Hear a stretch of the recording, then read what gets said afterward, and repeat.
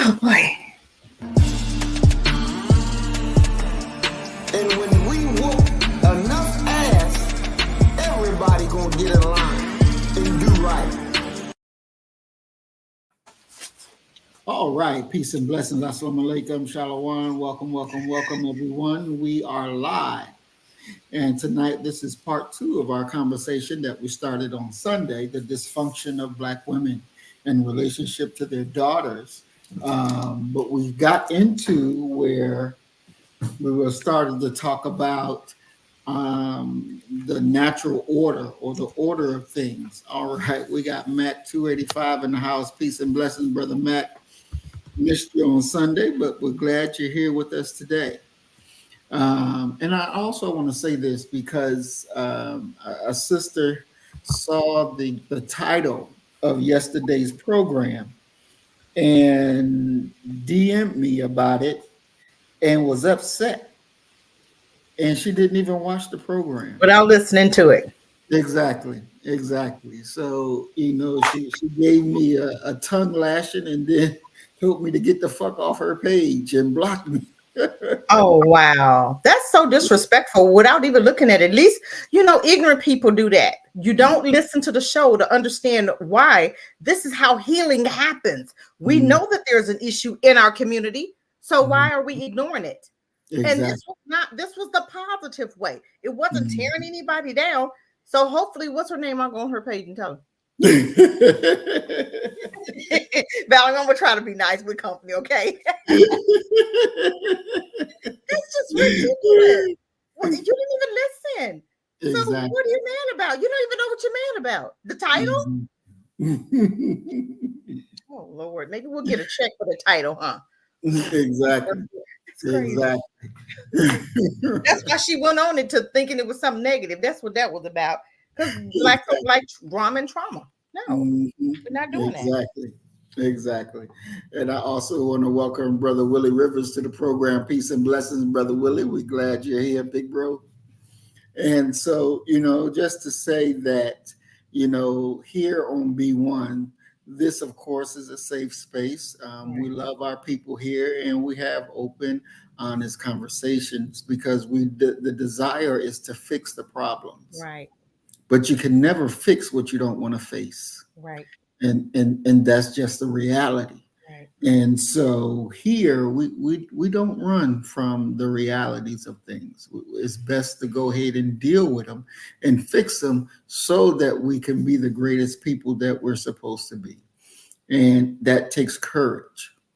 That takes real courage. And so that's where we at. And so I definitely I'm not afraid to go there on whatever the topic is. It is what it is. And we have to be confident in who we are and what we're doing. And we know that there's good work in what we're doing. So, if the sister would happen to come across the stream, I would definitely advise her to listen to it. And then if you find something wrong, then shoot me a critique and say, hey, I think, this is wrong, that is wrong. And let's have a conversation about it. Right. That's the best way to do it. Let's have a conversation about it. If you want to come on to the program and say what you got to say, come on. You're welcome here. This is Black. This is what we're about. Because there's nobody says that I got to be right all the time. Ain't nothing that says Sister Cassie or Sister Valerie got to be right all the time. We don't know every single thing. So we may make a mistake in our judgment or misunderstanding in our direction.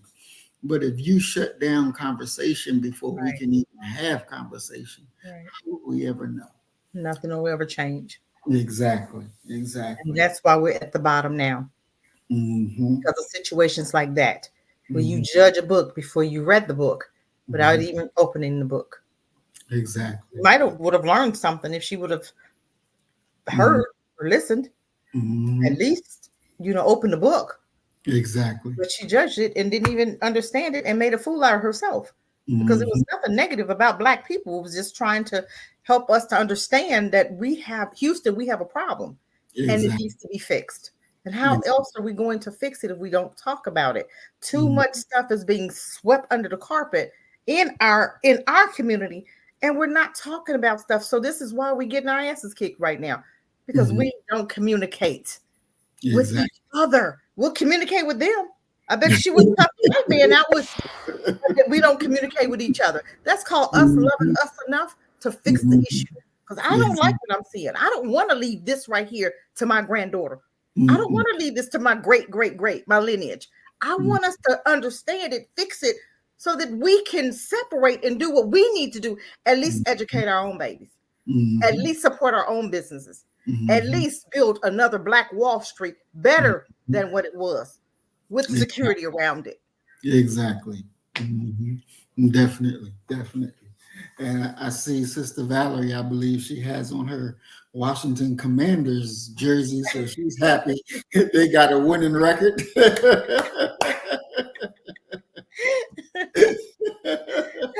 She rocking the jersey over there. She repping her team proudly. I was definitely happy to see that young Black quarterback out there doing what he's doing and leading the way. Makes me feel very, very good. All right, so let's go ahead and jump into this topic. We ended on Sunday. Peace and blessings, Earthman. Welcome to the program. We're glad that you're here with us again. We were talking about the relationship between husband and wife and dealing with the word obedience, I believe. Will you obey your husband? Now, we did come to a settlement that in order for the wife to obey the husband, then the husband has to be right. The husband has to be just, right? Now, we're going to watch a little clip of this husband and wife, both pastors.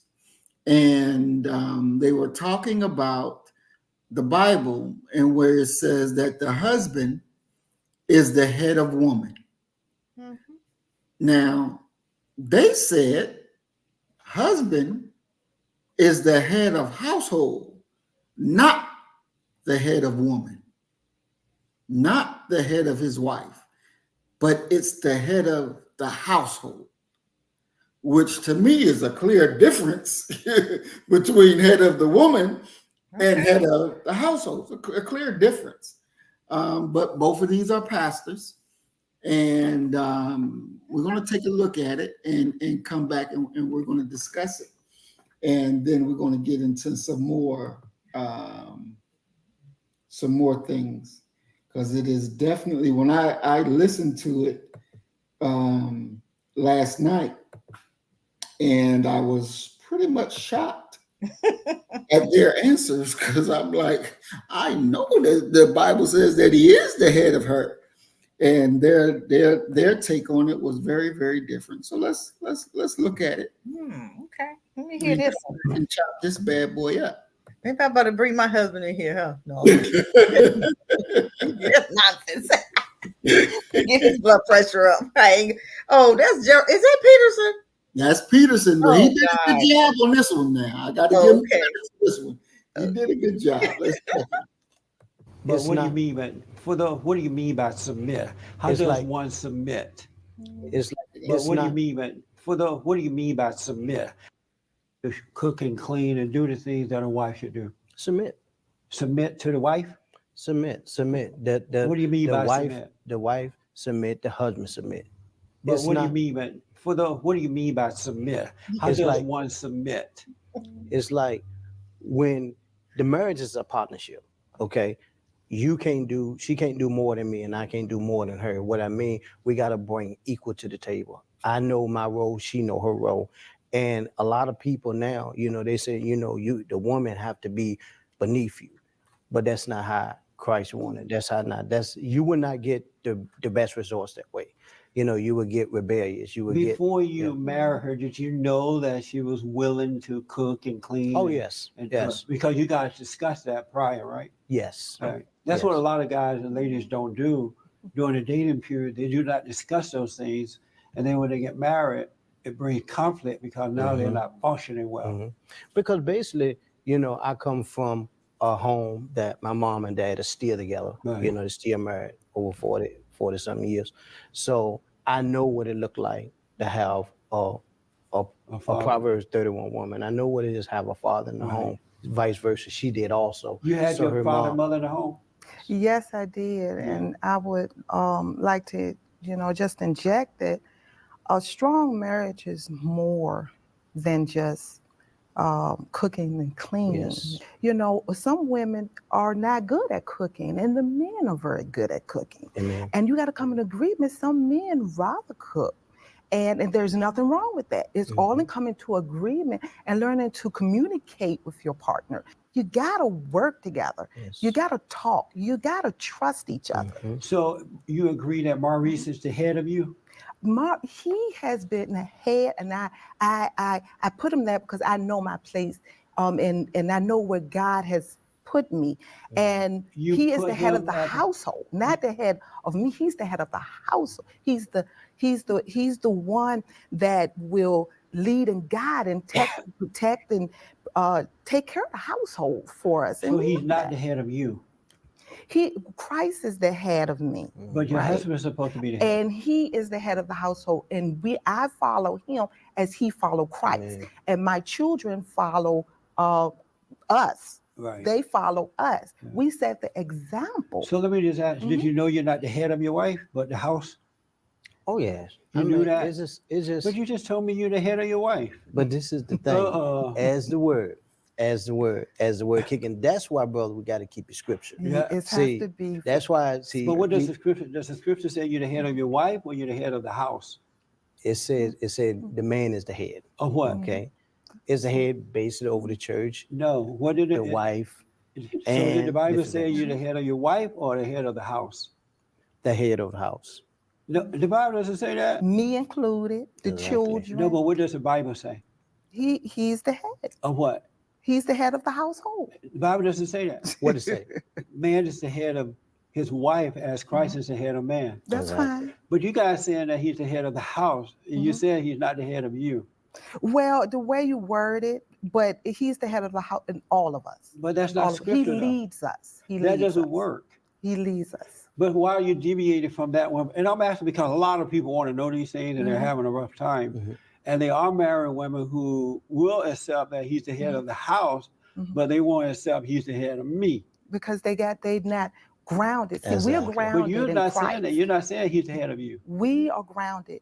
We are grounded. When you are grounded in Christ, He will show Christ you is the head of us all. So let me go back He to is the head. order of Christ. He's the head. So is Maurice the head of you? Is he the head of me? Yes. In what way?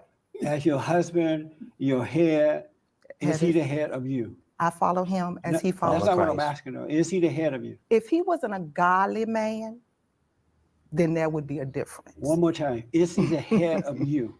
Is he the head of me? Yeah. As he follows Christ? Yes. Amen.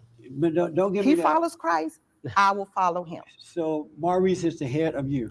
He's the head of me as he follows Christ. And Only. what do you think about that? I'm cool with that. I'm good with But that. now are you the head of the house or the head of your wife? Whatever God say. What did God say? You guys are pastors. I'm gonna get into that too. Oh, What yeah, did we God say pastors. about We man cool and his with that. wife?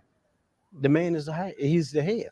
This is so important because I know a lot of, and I counsel with a lot of Christian couples who they have a major deal with this now, where the wife would not accept that her husband's the head of her. They'll say the head of the house, but that's not what God said. That's not what the scripture said. And so that's why I'm asking, because a lot of people watch the show and they knew we were going to do a show on family and marriage because I'm about rebuilding families. So it's important to know, did the Bible say that the man is the head of his wife? Yes. I'm sorry? Yes. They can't hear you. You have to speak up Yeah. a little louder. I'm like this. Did I'm the like Bible, this. answer I'm that like first, this. just Yes. so the people know. He made the husband the head. Of He what? did that. Of what? The home, No, The did he church. make him the head of the wife? it comes a 50-50. And that's Okay. what the Bible says? It comes a 50-50. Does the Bible say that? Okay. I'm the head. Do you see how tough this Maurice. is? I would admit you're the head of your wife. You It's not said tough. Maurice. You know what?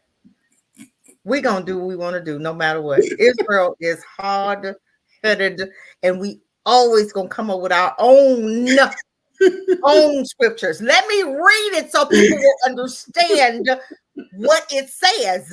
I don't know what they're talking about. What's the difference? What's the difference? Okay, this is what it says. Okay, the husband is the head of the wife. It didn't say of the house. It said of the wife. Okay, the husband is the head of the wife. Okay, we act as equal partners, but he's still the head. Period. This is why our families are jacked up. You listening to pork chop pastors that don't know what the word means. You're coming up with your own conclusion to the matter, and the house is still jacked up because the women is up here and ain't got no baby. That's just like me putting my foot up here. I'm gonna look crazy. My body's gonna be out of order, and my head is down on my foot. They're gonna be like, "Why are you walking on your head? Why are we walking on our men?" Because the house is out of order. Because listening to pork chop pastors, that they're not the men in their homes. So you want to tell everybody how to be disobedient to the word. That's what you're doing. Everybody that's following him is out of order. Everybody. Pork chop pastors. I'm sick of them. All of them. Exactly. Because this is why we jacked up here. By listening to that. You can at least try to this is why your head go where it's going, right? I cannot stress this enough. I'm sick of this because I'm tired of us being at the bottom by doing it our way. Are we tired of doing it our way? Are we tired of doing it white folk way? Are we tired of doing it? Let's do it right. Let's put our men back in charge. Let's put them back on their throne because that's where they belong. Because that's what God said. And let's get us some healing and training, ladies, so that we can do what we need to do. Because everybody got a spot. Everybody got a place. So if everybody knows where they belong, then it's going to run smooth. I've never seen two steering wheels in a car. I have not. Because one of them steering wheels can't work. You can pretend, but one is only going to work. So let's get this thing together. Let's do it right. For a change. I'm tired of being at the bottom. Our kids are jacked up because of stuff like that, hearing mess like that. So what kind of house did he have? I'm just saying, what kind of house are you coming from? So is that how your dad and mom was married 42 years? I don't understand. It seems like to me he's scared to be a man. He's scared to pray. He's scared to talk. He's saying one thing, she's saying something else. So y'all not even together on national TV. So how are you together in your home? We saw a picture of it. We can see through that. I can. She running him. And he, that's nonsense. She's a pastor. You're out of order. Both of them, they're out of order. Out of order is out of order. She needs to sit down somewhere until she learns what the word is saying. Read the scripture. What does that mean? It means what it says. Exactly. Husbands are over your wives. And God is over him. Exactly. And that's a family. That's a house that's in order. When you got all of this other stuff, this is why our babies are. Look around, family. Look around us. Without our men, without a presence of a man, we can't do this. We get in all kind of trouble. You got Chinese men bopping you in the face. You at their station, you at their store, they popping you in the mouth because you trying to defend your child. I bet your husband was there, he wouldn't have bopped you in the mouth. The presence of a man is everything in our community. Our kids wouldn't be acting a fool the way they acting right now. And when I hear men talk about, well, she raised them. Well, what was you at? If you had been in the house, would he act like that? Right. So don't sit up there and put that on the woman. But go ahead, I rest. Go, y'all can get me started. I'm so tired of this dysfunction, I don't know what to do. But y'all go ahead. I'm gonna try to shut up. I'm gonna try. You can play a little dysfunctional tape. Go ahead. Well, he's ahead of the house, not me. How are you teaching your children? Exactly. You get your kids confused. Mm-hmm. You get confusion. He says, I'm not the author of confusion, right? Mm-hmm. That's confusion. So who's in head of that house for real? Yeah, exactly. Then I said I was gonna be quiet. Okay, here I go. Sister Valerie, what say you? What's your thoughts on the dysfunction you just witnessed? I thought it was crazy. He couldn't even talk. He, like, the woman, the wife, she had more confidence than the man, so I believe that he probably doesn't have the authority. I believe that she is probably more than likely running that household because of the way that the way they was on this clip. Yeah, so you can see it. Uh-huh. Nationally, we could see him. Yep. And if his church was watching, I'd be pastor. We got an issue. We got a problem. Yep. Because you can't be on national TV looking like that. Yeah. Yeah. She's the head of that house. I don't care what nobody says. Definitely. She's running things. Okay. That's why she couldn't say what because then her power gonna be gone. Yeah. You know what I'm saying? That's why she was acting like that. Yeah. He was like, well, I'm gonna just let her say, but boy, you done. I'm a woman. Well, I'm tired of these weak. Come on, be men. Stop it. That's why your house is jacked up now. Women need balance. We don't have balance. Right. We need that balance. Yeah. I could be out and I be just, and my husband just Cassie, because he knows me, right? He knows me. He know how emotional I am, right? And he'll be saying, well, that's why my husband knows just what to say. And he has my attention. You know what I'm saying? Yeah. But when I tell you, when a man has it together, you're gonna give him that honor. Right. You're gonna give him that space because I trust that he knows me, and I need him to. Sometimes we, as women, we could tear up the world and rebuild it tomorrow. But before I tear it up, he kind of pulling my coattail, Cassie. We're not gonna tear up the world today. Because he know I will tear it apart. And then I'll be like, oh man, I ain't mean to do all that. Now we gotta rebuild it. No. So we as women, we're very emotional. We need a man to balance us. Yeah. And we balance each other. And that's what a marriage is about, us balancing each other. He'll put you with mates that he knows my weakness. I know his weakness. So when I see it popping up, then I know how to handle it. Right. Without attitude or without any animosity, because that's what we're here. We're each other's glue. Yeah. That's okay, honey. We ain't gonna do that today because but same thing. Yeah. But he knows how to say it to where, especially when I'm already up there, he knows just what to say to bring me. You know what I'm saying? Yeah. And I thank God for that because can't nobody who can put up with me? I'm a firecracker. I know that. I know that. There is no other man in this world that can handle Cassie but my husband. I'm just saying. Oh man. I'm just saying, and I give him that. I give him that. That's the utmost respect. Right. So I rest my mic. Exactly. Watching the dysfunction in the video, it definitely leaves a person thinking that there has to be a disconnect between them and God. Oh yeah, there's a disconnect.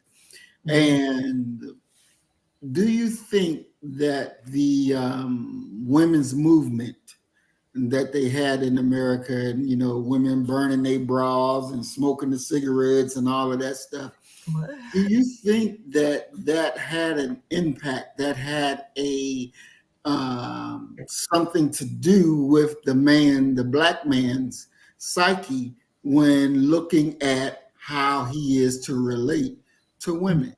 What are your thoughts? Absolutely. Yes. That's why you see what you see today. The men coming, I can do it by myself. I don't need a man. What are you talking about? You sound stupid. What do you mean you don't need a man? I need mine. I'm just saying. If you don't need a man, what you need? I don't want another woman. What are we doing? Other cultures hear that. Mm-hmm. So that's why the Chinese man come bop you in the mouth, because she know you ain't got no man to come defend you. Mm-hmm. Pop me in my mouth and see what happens. Yeah. Now I'll shoot you first. Okay. I'm just saying, it's the power. I'm telling you, the presence of a man is everything. Yeah. He changes the whole dynamics. Mm-hmm. You walk into the store, you got your husband and he got his, you have total respect. Mm-hmm. But you walking in there by yourself, and you got your little son, and your son do whatever, and the Chinese man want to step to you. Yeah. If you had a man, do you think the Chinese man would have stepped to her? No. Hell to the no. Mm-mm. Even with our children, girls don't go through certain situations with little boys when the dad is in the house. Mm-hmm. Y'all hear me, Black family? That's why we need our men. The presence of a man is everything. It changes dynamics across the board. Yeah. Different people deal with you different. They don't come to you crazy with it because they think you ain't got a man. Right. That's what we need to learn. Yes, we need our men. Yes, we need our men. We need to have a t-shirt. Yes, we need our men. Exactly. Yeah. Exactly. That brings to my remembrance when me and my youngest daughter, Freedom, when she was in kindergarten, and I had picked her up from school, and we're having our daddy and daughter conversation as we're driving back home. All of a sudden, my phone ring, and I take it up, and I don't recognize the number, so I got it on speaker, and I'm like, "Hello, how can I help you?" And the little boy was on the other end. He was like, "Can I speak to Freedom?" Like, what? Well, who is this? And I could hear his dad, like, tell him you just, say this. I want to speak to Freedom. Tell him, just tell him. And he's like, well, I'm such and such, and I want to speak to Freedom. I said, well, this is Freedom's daddy, and you ain't speaking to no Freedom. I said, give me your daddy. And next thing you know, the phone hung up. I'm telling you, how you gonna have your boy? That's crazy. No, you can't speak to Freedom at age 5 or 6. No. Yeah. I said, Freedom. I said, you gave that little boy my number? She was like, yes, sir. He said he wanted my number, so I said, I'll give you my daddy's number. She knew, and little girls know the protection. Yeah. They know the protection. Yeah. So that's what our girls are missing. That's what our babies are missing. They're missing that protection. So they're tolerating anything because by your presence, she knows what kind of guy that she wants in her life. And he's pretty much going to look like her daddy. Right. Exactly. And I'm telling you, nowadays, that's hard to come by.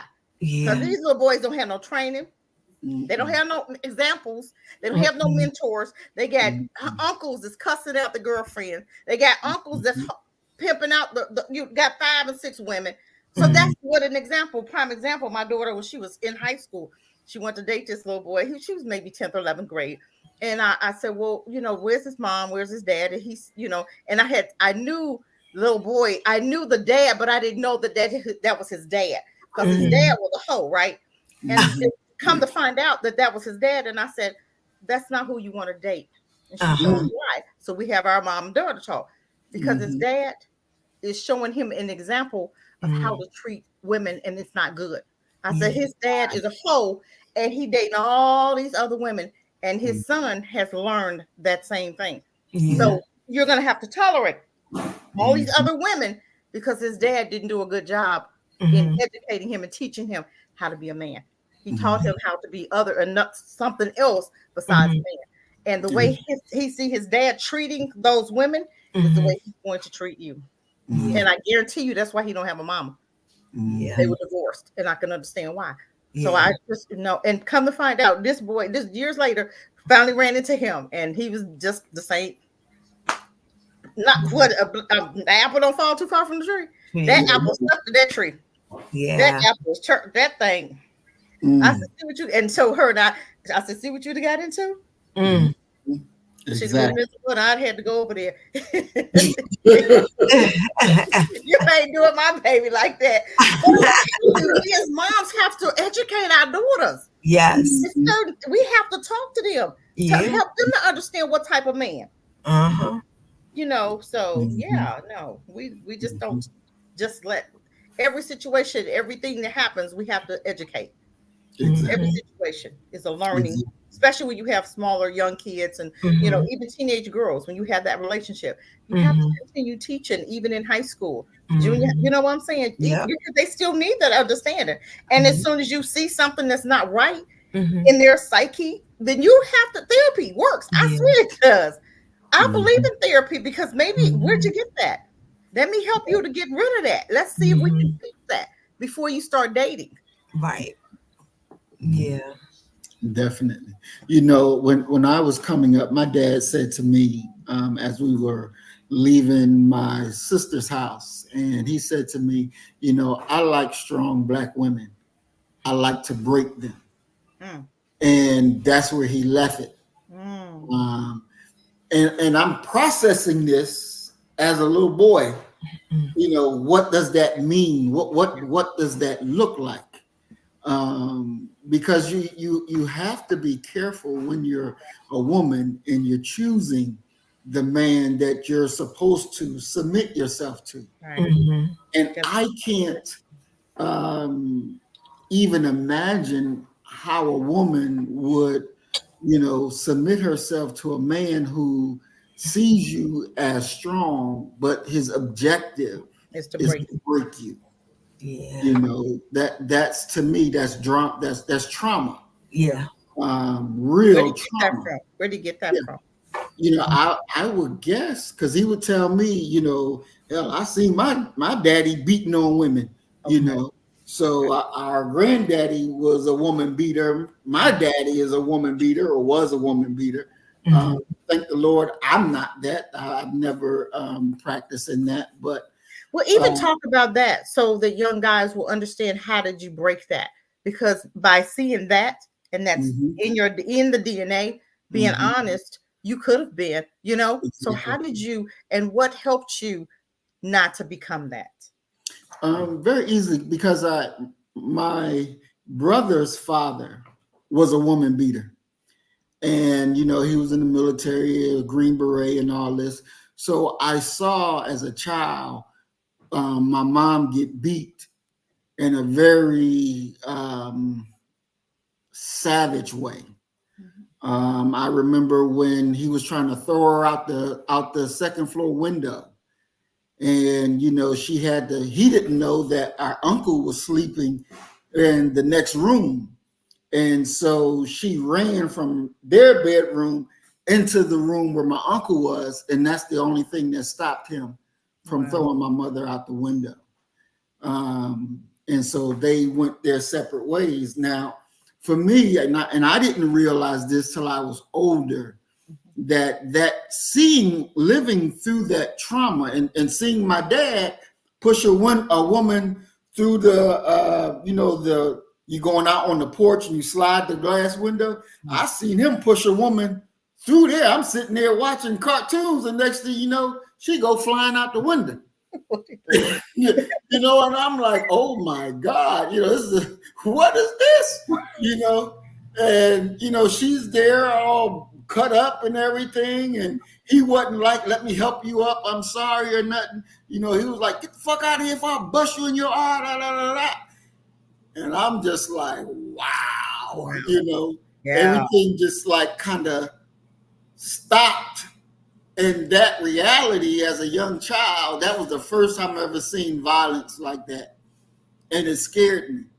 And I didn't realize, I just knew that I didn't want to be with a woman that I have to go word for word. My thing was, I don't want to have to do none of that. You know, I want to argue with you. Let's talk it out. You know, I'm not going to, because I seen how that affect my mom. And so I didn't want to relive that. And one day as an adult, I'm at my sister's house, and she and her husband are arguing.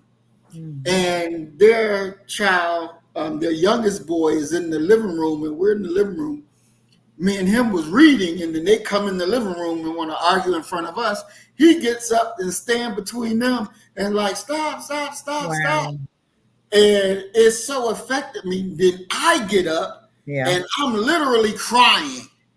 Literally, I mean, I'm crying and I'm cussing her out, I'm cussing him out, and I'm like, I don't understand how the hell y'all gonna sit here and do this and look at the child that y'all injuring. Yeah. You know, and they finally shut up. Yeah. And but they were looking at me after everything settled, and they said, well, why the hell were you crying? And I'm like, I don't know. I guess it's just living through that and never, getting it out of my system. Right. And now y'all forcing me to relive a situation that I thought I had left behind because now I'm grown. Right. And I realize that it's still damaged there. Yeah. Yeah. It's still damaged there. So, for me, that's just an area that I don't even want to look at. Mm-hmm. I don't want to look at. I don't want to deal with. I don't want to argue. I don't want to fight with you. We can talk it out. Yeah. When it get to the point the voice is being raised, well, let's just take a time out. Yep. Take a time out. Put it on the shelf and come back and let's talk about it later. Yep. Because right now it's not going to be any good. Kudos to you. Yeah. For being that kind of man, that's very, I'm telling you right there, because things could have been so different for you. And sometimes some people, it is, because they'll go right into that. But I think when you're chosen, you have that option.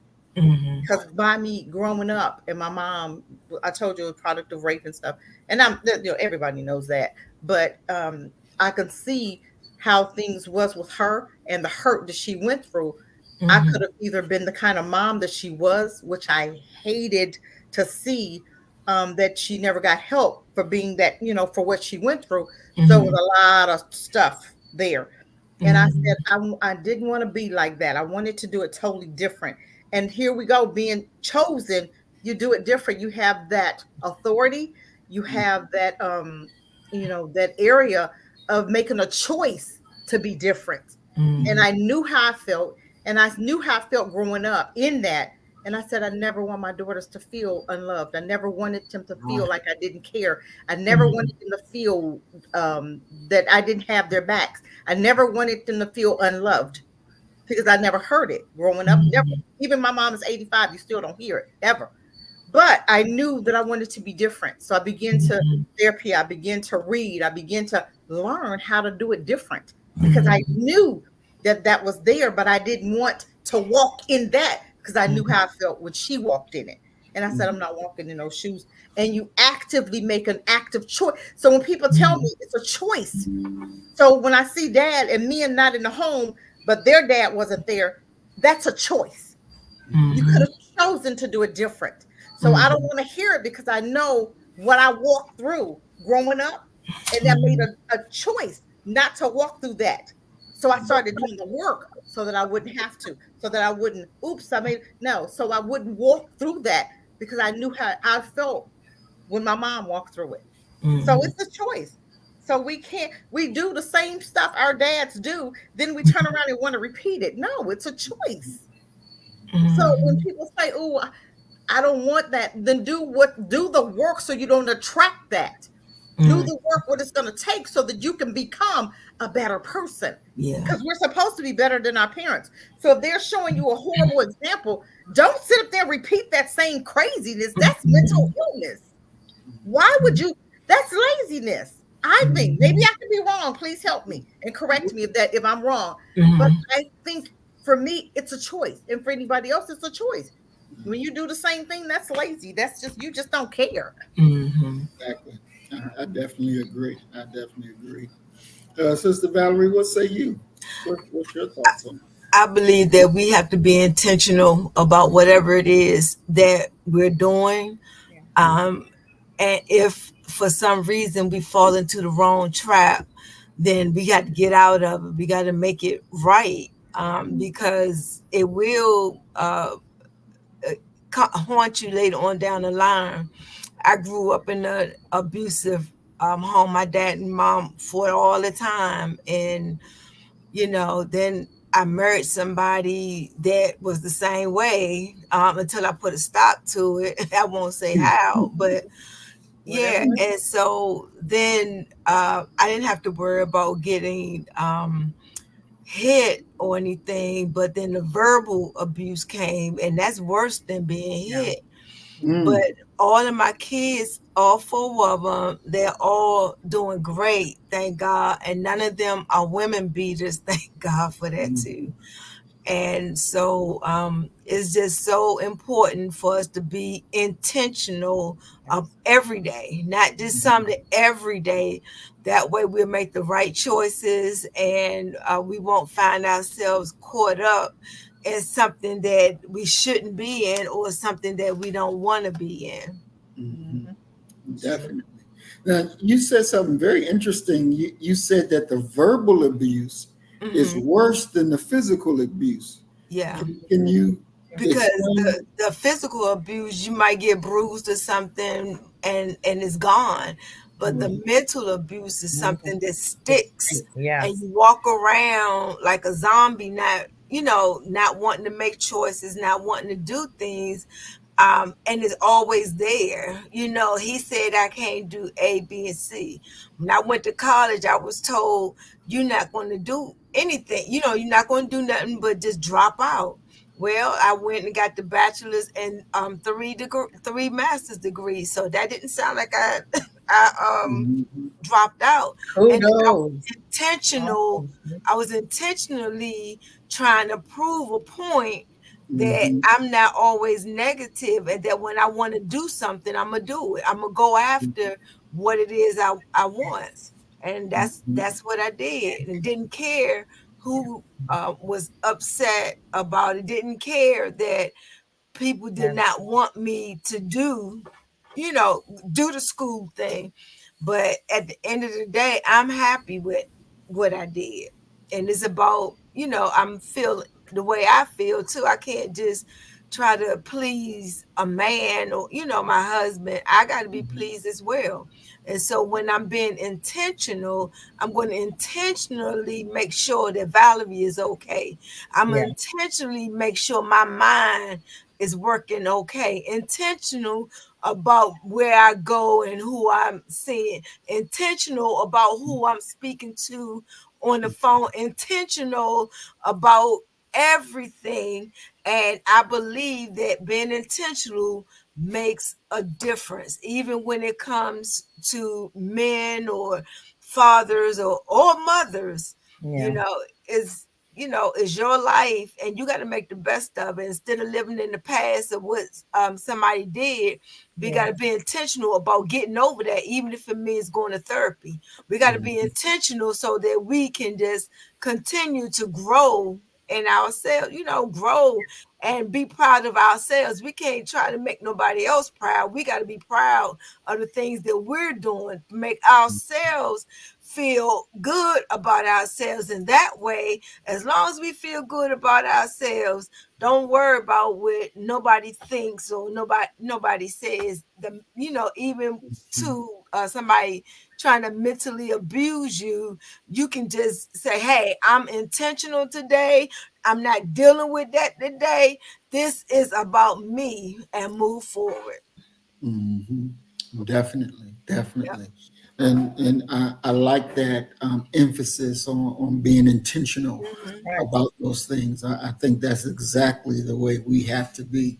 For me, even as the leader of B1, I'm intentional on how I live. I'm intentional on everything I do, that I don't want to do anything that's going to bring a discredit or a disservice to B1, to any of our followers or anything like that. I want to always make sure intentionally you do what's right. That's in the best of light.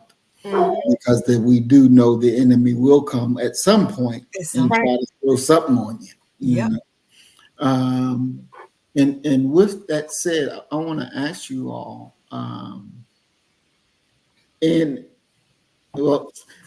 Sister Val, have you been to other countries? Have you been outside of the U.S.? Yes. Okay. So now both of y'all have been outside of the U.S. How is it in the different countries that y'all have been to? How is the treatment of women in those different countries? Are there worse treatment than how women are treated in America, or is it better, or is it the same?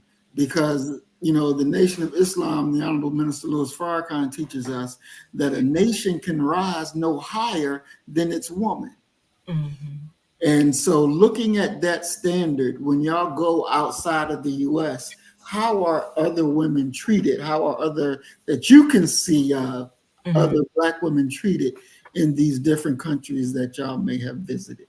Have y'all seen any difference? The only thing I've really noticed is that the man walks in the front and the woman walks behind him. Mm.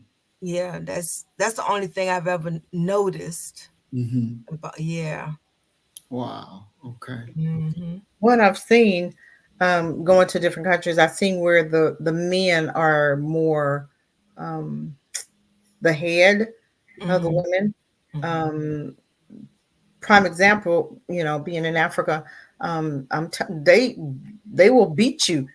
You know, they are very, you know, from the different parts that I've seen, they're very stern with their women, and will beat you. Period. And nobody better help. Nobody better intervene. Nobody better say nothing, and nobody says anything. Wow. Oh, wow. They will keep walking because it has nothing to do with you, and will literally see him beating the hell out of her.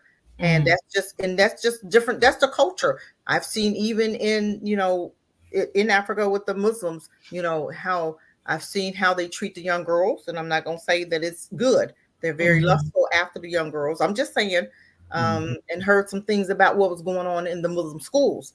Also heard, you know, saw where, you know, when you got the two wives, you know, they don't each have their own home. You talking about two women in the same house. I'm just like, I mean, you have to be grown up with that. There has to be something that's down deep. And I don't know if that is a Muslim culture or not. You know, I don't know. I always thought you have your, I don't know. Maybe you can help us to understand, but I think that it's, you know, he's free and he's, you know, and you got the woman with the kids, and, you know, so I don't know. I just wish that it could be, we just knew how to treat each other. I wish that we could, you know, be more loving, even in public. Because if you, I'm a stranger and I'm out of the country and I'm seeing this, there's an issue among Black men and women. And why do you feel that you have to treat her as such? Exactly. So I don't understand where that comes from. I don't. But I've seen it, you know, very harsh behavior, very being, you know, just harsh with your women. I don't understand that. If we're supposed to be, you know, the flower, we're supposed to be delicate. Why are you treating us so rough? Exactly. I don't do well with a man being very hard because I didn't grow up with a dad. So the yelling and the, you know, the yelling and the cursing out, I don't understand that. I don't understand you talking to a woman like that. If you say, do you love her? Why are you cussing me and why are you yelling? You know, why are you pushing? Why are you doing a whole lot of stuff? I just don't understand that. Yeah. Exactly. You know, in Islam, it says that a man can have up to 4 wives, but it also says that one is better if you but knew. One is definitely better. As far as Do they get their own house, or you got them all in one house? Well, they should have their own houses. They should. It also goes with what the man can afford. If he can't afford 4, he should not have 4. So, you know, and each woman needs her own house. She needs her own castle to rule. Yeah. So, you know, they should be separated like that, you know. And if it's not, then you definitely have problems. But, you know, in Islam, it does tell you. Now, it also tells you that the reason why you have more than one wife in a time of war and the men are dying and you have single mothers trying to raise these children with no father, then you go out and marry them and you be the father to the fatherless and you build that family up. That is the only reason for polygamy in Islam. That's the case that it has to be in.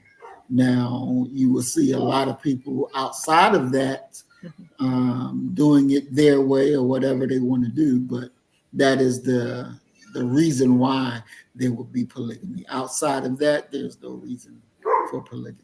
And even with that being said, when I was in the different countries, I would see how some of the men were very lustful. I mean, with the women, for instance, with us coming, how we as America dress, we try to, even though going to different countries, we try to still dress modestly, but they know you're not from there. So they really are very flirtatious with you. Just saying, different things, which is inappropriate. And then how they look at the little girls, and even the little boys, it's just very, very just,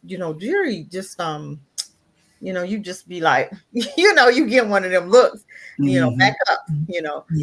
but but that's just the way, that's the part of the culture. So it's just tolerated, or it's just, it is what it is. They don't do the women there like that. I didn't see that. I saw just the type of women that will come, just, how they treated them. Very disrespectful, Definitely. And, there, I believe that in order to have a great society, that you have to have the woman in her proper place, in her proper spot. She's not a tool, or some type of non-feeling, object that doesn't feel like we feel. She's a human being just like us, and should be treated correctly. So even in the Nation of Islam, we say that the woman is the second self of God. There's a lot of emphasis on how you treat the woman, a whole lot. Now, for somebody you have a Muslim woman walking down the street, and some dude, put touch her on the butt, or say something out of his mouth that shouldn't be said. When he reports that back, whoever the person that said that is going to be dealt with. They will feel what the FOI is taught in a quick amount of time. They will feel that.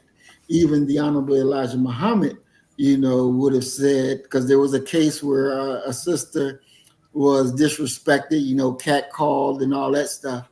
And the FOI dealt with it, but the messenger said, you should have killed him. You should have killed him.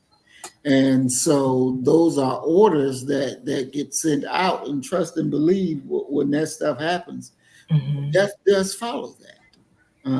Because again, the nation can rise no higher than this woman.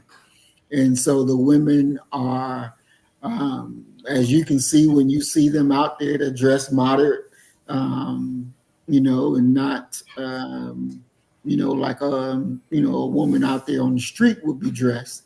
And she's acting in a way that is befitting who she is. I wanted to get into this idea of the perfect woman, or what they call her in the Bible, the virtuous woman. The virtuous woman. Now, when I read the virtuous woman, she's a hard worker. She ain't slackened up, just sleeping and getting up when she want to get up. That's right. She is taking care of that house. That's right. She take care of her husband and children. Yeah. Yeah. The Bible tells you how to do it. I didn't think before I read it. I just thought, a virtuous woman was a nicely mannered woman, who was nice, do what need to be done around the house and chill. I didn't know how detailed it is. And so when I looked at it and I read it, I was like, oh my God. Because it talks about her being a strong woman. And I know that for some Black women, they don't like the idea of being a strong Black woman. But when I saw it in there, I said, well, I wonder, have they ever read this? And so we got it up, and I want to get what you all think about it. And again, the virtuous woman is in Proverbs 31, verse 10 through 31. Have y'all read this before? Yes. Yep. Okay. Give me, Sister Valerie, what's your thoughts on that? And is this type of woman, being a virtuous woman, can she do that in America? Your thoughts? She might can, but I believe that it'll be difficult to do all the tasks. But I do believe that, she working hard and getting it done, that, that a person in America can do it if her mindset is that this is what I'm going to do. This is my mindset. So I've never seen anybody, complete all the tasks, because that's kind of a lot.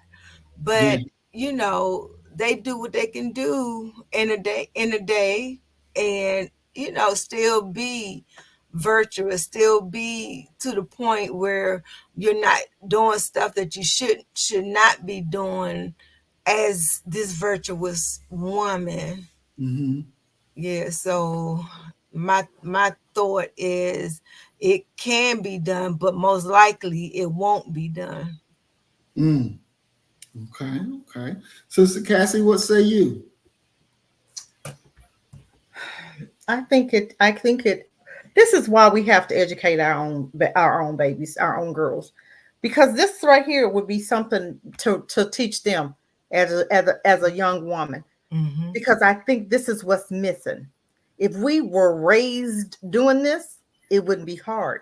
But because we weren't raised doing it, it's almost like, just like they say, oh, God's the laws, right? They say, oh, so many, God has so many laws. It's like, what, 300 and some laws that they say, oh, we can't do it. But you're doing it every day. Yeah, You do it every day. Building, making sure that your house is taken care of. That's one of the laws. Making sure your husband is taken care of. Making sure your kids are taken care of. Making sure, hey, you're building a business. You're doing it all. Yeah. If you see something that's missing in the house and your husband is doing, over here working, then what we add to it. We're not doing it all. Right. But if you see something that's missing, you add to it. Add value. Yes. If you see that he's done all that he can do, let me help him. Let me bring this to the table. It's okay to help. He called us helpmates, right? Yeah. So when I see that my husband is he's being overwhelmed in an area, well, let me think, how can I help him? What can I do to ease the load? Yeah. Even as far as you can say, well, you know what? I'm going to take you out to dinner. You've been doing it, you've been doing this, that, and the other. You always paying. Okay, let me take you out to dinner. It's things that we can do. We can get as close as we can, but we do it every day. If you're in a relationship, because you're taking time to think about that relationship. How can I make it better?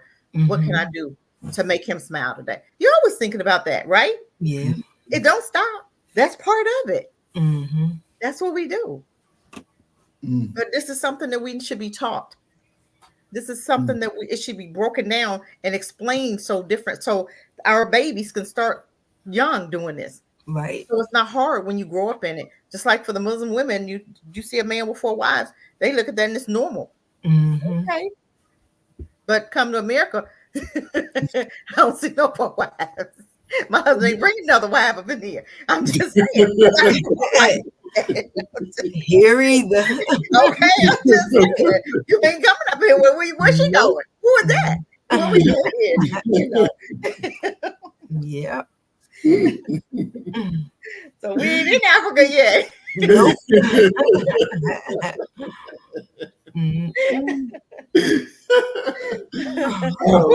Where's she going? All right, so I'm going to read a little bit of this virtuous woman. It says, who can find a virtuous woman? For her price is far above rubies. The heart of her husband does safely trust in her, so that he shall have no need of spoil. She will do him good and not evil all the days of her life. She seeketh wool and flax, and worketh willingly with her hands. She is like the merchant ships. She bringeth her food from afar. She rises also while it is yet night, and give meat to her household and a portion to her maidens. She considereth a field and buys it. With the fruit of her hands, she plants a vineyard. She girdeth her loins with strength, and the strengthening her arms. She perceived that her merchandise is good. Her candle goeth not out by night. She layeth her hands to the spindle, and her hands hold the distaff. She strengthened out her hands to the poor, yea, she reaches forth her hands to the needy. She is not afraid of the snow for her household, for all her household are clothed with scarlet. She maketh herself coverings of tapestry. Her clothing is silk and purple. Her husband is known in the gates when he sitteth among the elders of the land. She makes fine linen and sells it, and delivereth girdles up unto the merchant. Strength and honor are her clothing, and she shall rejoice in time to come. She opened her mouth with wisdom, and in her tongue is the law of kindness. She looks well to ways of her household, and eateth not the bread of idleness. Her children arise up and call her blessed, her husband also, and he praises her. Many daughters have done virtuously, but thou excel them all. Favor is decided and beauty is vain, but a woman that fears the Lord shall be praised. Give her of the fruits of her hand, and let her own works praise in the gates. The virtuous woman. That is big. That is definitely big. It's a lot of work that the woman has. A lot of work. I want to take this time out to welcome Twin Pyramid to the program. Peace and blessings, Twin. We're glad that you have made it. Let's see. I think we had another person that joined that I didn't. Yep, Brother Donald. Walaikum salam, Brother Donald. We're glad to see that you're here with us tonight. So with all of this, with being virtuous and being upright as a Black woman, the relationship of mother to daughter. Now, in this video that we're about to watch, as I said yesterday, when I watched it the first time, there were points in here where even I said, if I was the police, I would take this little girl to jail. I would lock her little ass up and throw away the key. For me, I don't do all this back talk and all this. I just don't have time for it. I really don't. I don't have time for it. I don't have space for it. You're not going to be disrespectful. You're a child. Period. Point blank. So I don't have that kind of room to deal with that kind of foolishness. But then it got to a section of the video where I saw the trauma. I saw how the mother respond. I saw how the mother was like adding fuel to the little girl's fire. And I'm like, there's a deeper issue here than just what I can see on the screen. There's a deeper issue. And then when I sent the video to Ellie, for her to look at it and tell me what she thought, because I thought this was just a Black American problem. daughters. And she was like, no, this stuff happens here between Black mothers and Black daughters. So then I realized that this is not just a Black American issue. This is a Black women issue worldwide.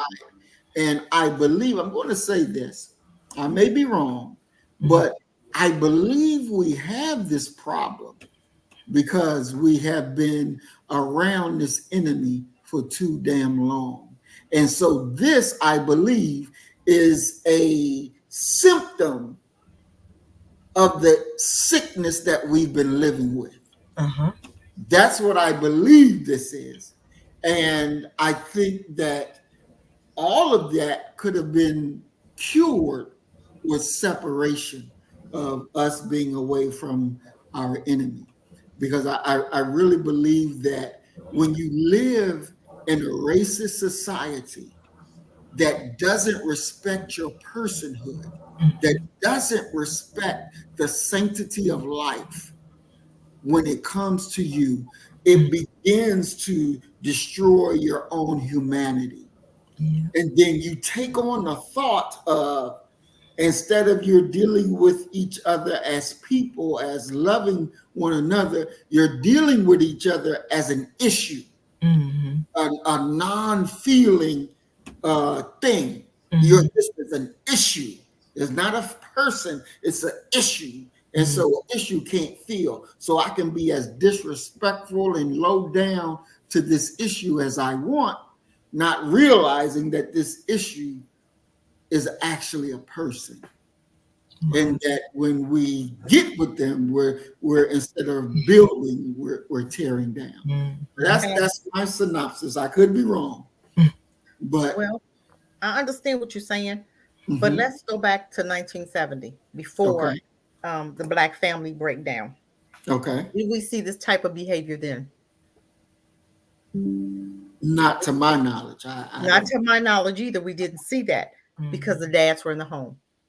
When you have that presence of a man, you don't have a lot of the nonsense that you see in today. Because that dad would have said, girl, if you don't sit down, or boy, if you don't, you know what I'm saying? That voice, that presence, that stops a lot of this dysfunctional behavior. So when you divide the family, men are gone, you got women dealing with a lot of craziness, traumas, like you said, daddy issues, for one.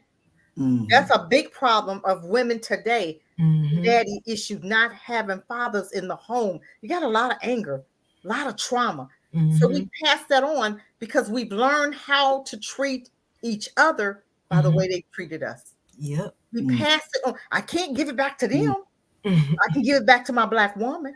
I can give it to my Black child. I can give it to my Black husband. You understand what I'm saying? We can't give it back to them. Like you said, I believe in bringing back the families. You'll see a whole lot of this nonsense and dysfunction disappear. Because without the man in the home, remember that story with the elephants? How they separated the mama elephant, the baby elephant, and the fathers were left on island, the daddy elephants were left on island, and how they begin to see the behaviors of the baby elephants without the presence of fathers. They was running up. They was bullying people and acting a fool. And they noticed that, and they said, hold on, we got to bring the male elephants back because the male elephants kept the order. The male elephants, the presence of a male keeps the order. He's raised with his dad. His dad is showing him how to be the father. His dad is showing him how to be the husband. His dad is showing him how to be the protector and the provider, right? So you pass it down.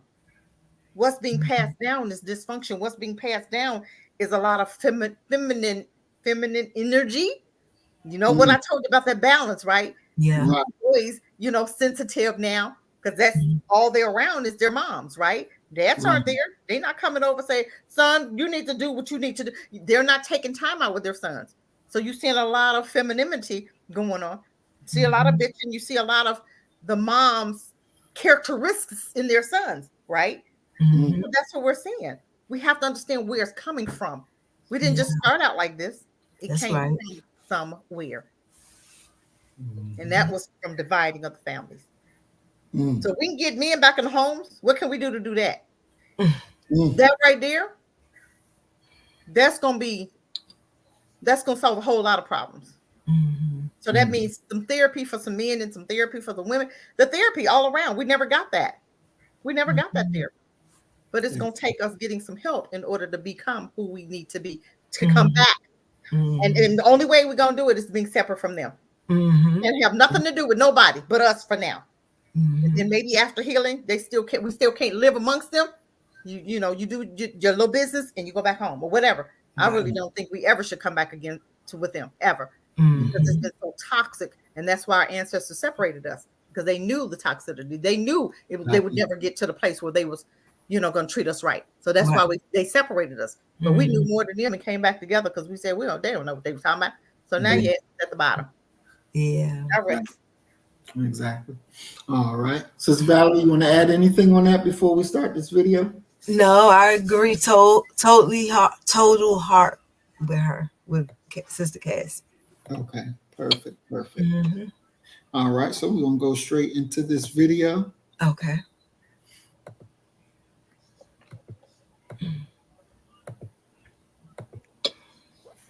Now, as you can see, the title on here, the person who made this video, and I'm thinking it's a white person, calls it the world's most disrespectful teen learns a lesson in authority. All right, so let's check it out. Ain't nobody scared of your fat ass. You don't understand. I do understand. You can't hit us. I do understand. You can't hit us. You just kicked me in the face. On January 27th, 2024, officers responded to a domestic dispute between a mother and her daughter.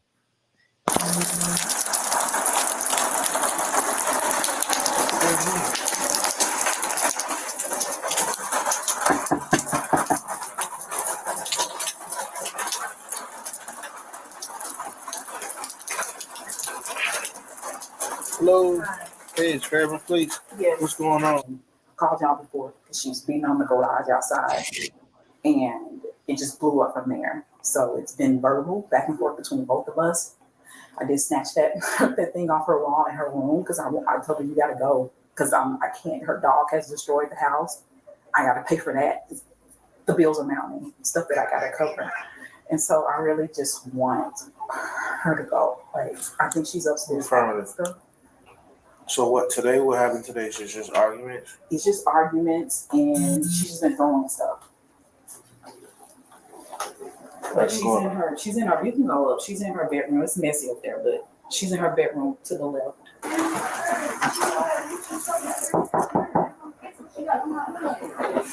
Hey, Rachel. Hey. Hey, how you doing? What's going on?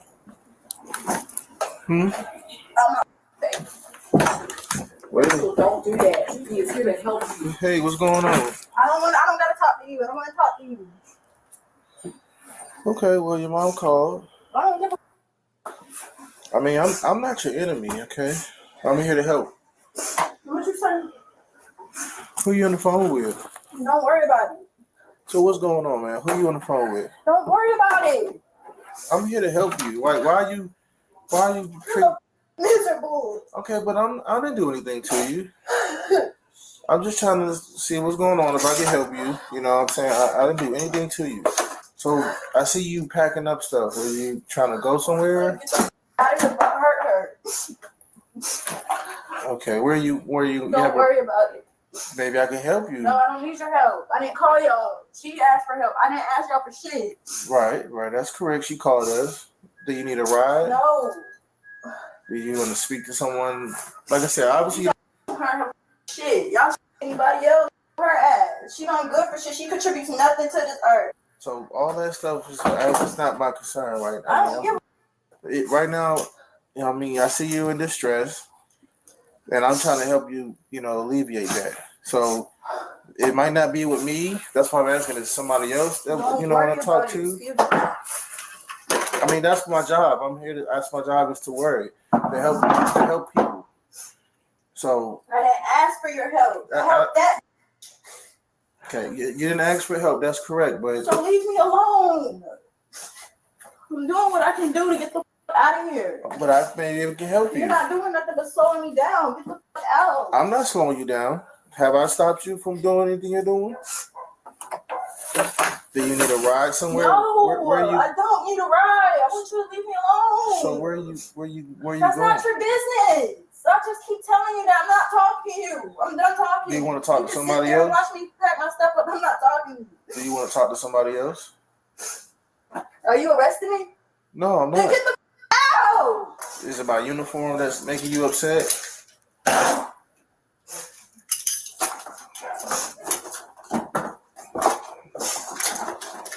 It's Rachel, right?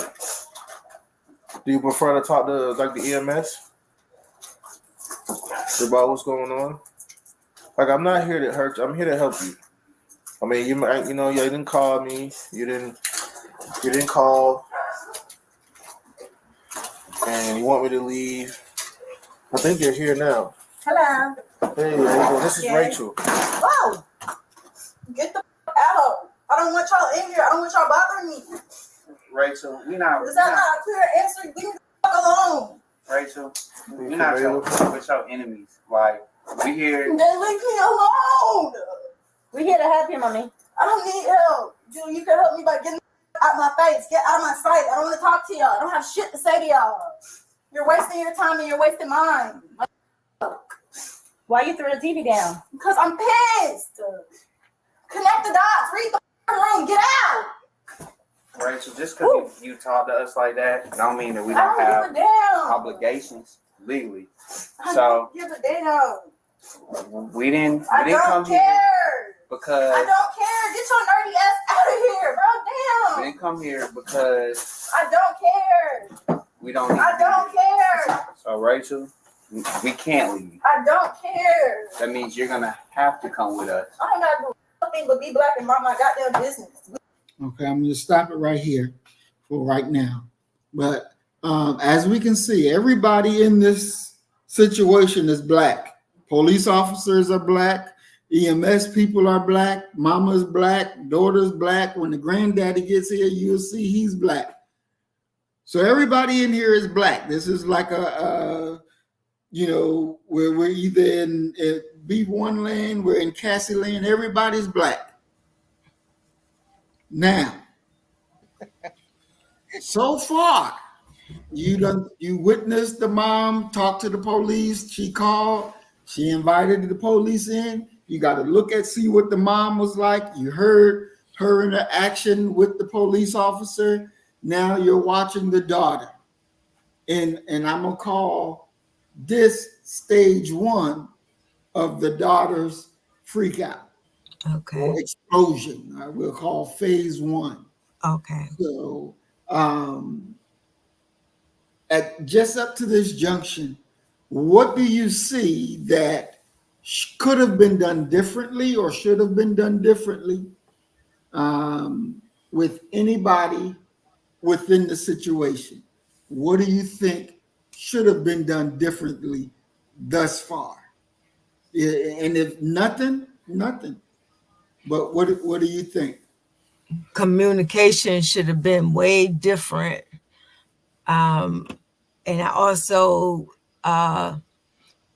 think that there were prior issues before this incident, and so before she started out. So they should have had her in some kind of therapy, or they could have, like I said, communicate, because a lot of issues come because we don't effectively communicate to our children or to anybody for that matter. So if they would have did better at communicating, I think that would have made a whole bigger difference. So let me ask you, Sister Valerie, do you believe that this young lady here, do you think that she is capable of having a calm conversation with the way that she's, you can see how she's dealing with the police and the EMT people? I can just imagine what she would say to her mother. Do you think she's capable of having a calm, decent conversation? Not at this point, no, but at some point, If this looked like something that came as she was coming up. It's not nothing that just right now happened. The way that she was raised and the values that she was taught, the morals that she was taught, that's what should have been done as a child. Don't wait till she get of age and then, try to have a conversation with her, because it's the possibility that it's just too late. Now, I want to ask you, Mac 85 285 says that some mothers aren't fit to be a proper mother. And I know you can't make a judgment on just that little clip of what you saw them, how the mother was, but in your experience and in your knowledge, do you see that the mother is lacking anything or what? Yes. A lot of women, a lot of mothers don't know how to be a mother. You find that the mothers that are good mothers, they talk about what they used to call them, I know, the birds and the bees, but they have different conversations to make sure that the children know what to expect or what's going to happen. And the ones that don't, they end up like the young lady that was in the clip. They need so she needed some guidance at an earlier age, and then it wouldn't even been like that. Because if it was in her, whatever's in you going to come out. So if she got hurt or something on the inside, that's what's going to come out. She don't trust, she don't trust the man, or she has an issue with trust. And so I believe that we should instill certain things in our children as a child, and that will carry them up through their growing up. And if they have the morals and the values on the inside, then it wouldn't be like this. They're more prone to doing what you ask them to do. All right. Excellent. Thank you, Sister Valerie. Sister Cassie, what say you? You know my question. Where did it start? I'm looking at the mom. I'm looking at the daughter. I'm going to the mom. I'm going to say the mom. She let a lot of stuff go on with that child right there. And now she can't handle her. Charity starts at home when they're babies. She is too disrespectful for her to ever been trained by her mom. Her mom allowed her to talk to her any kind of way. Her mom allowed her to treat her any kind of way. Her mom allowed a lot of nonsense to go on in her house. And I'm going to tell you why. That child talking to them adults like she talked to her mom. Where did it start?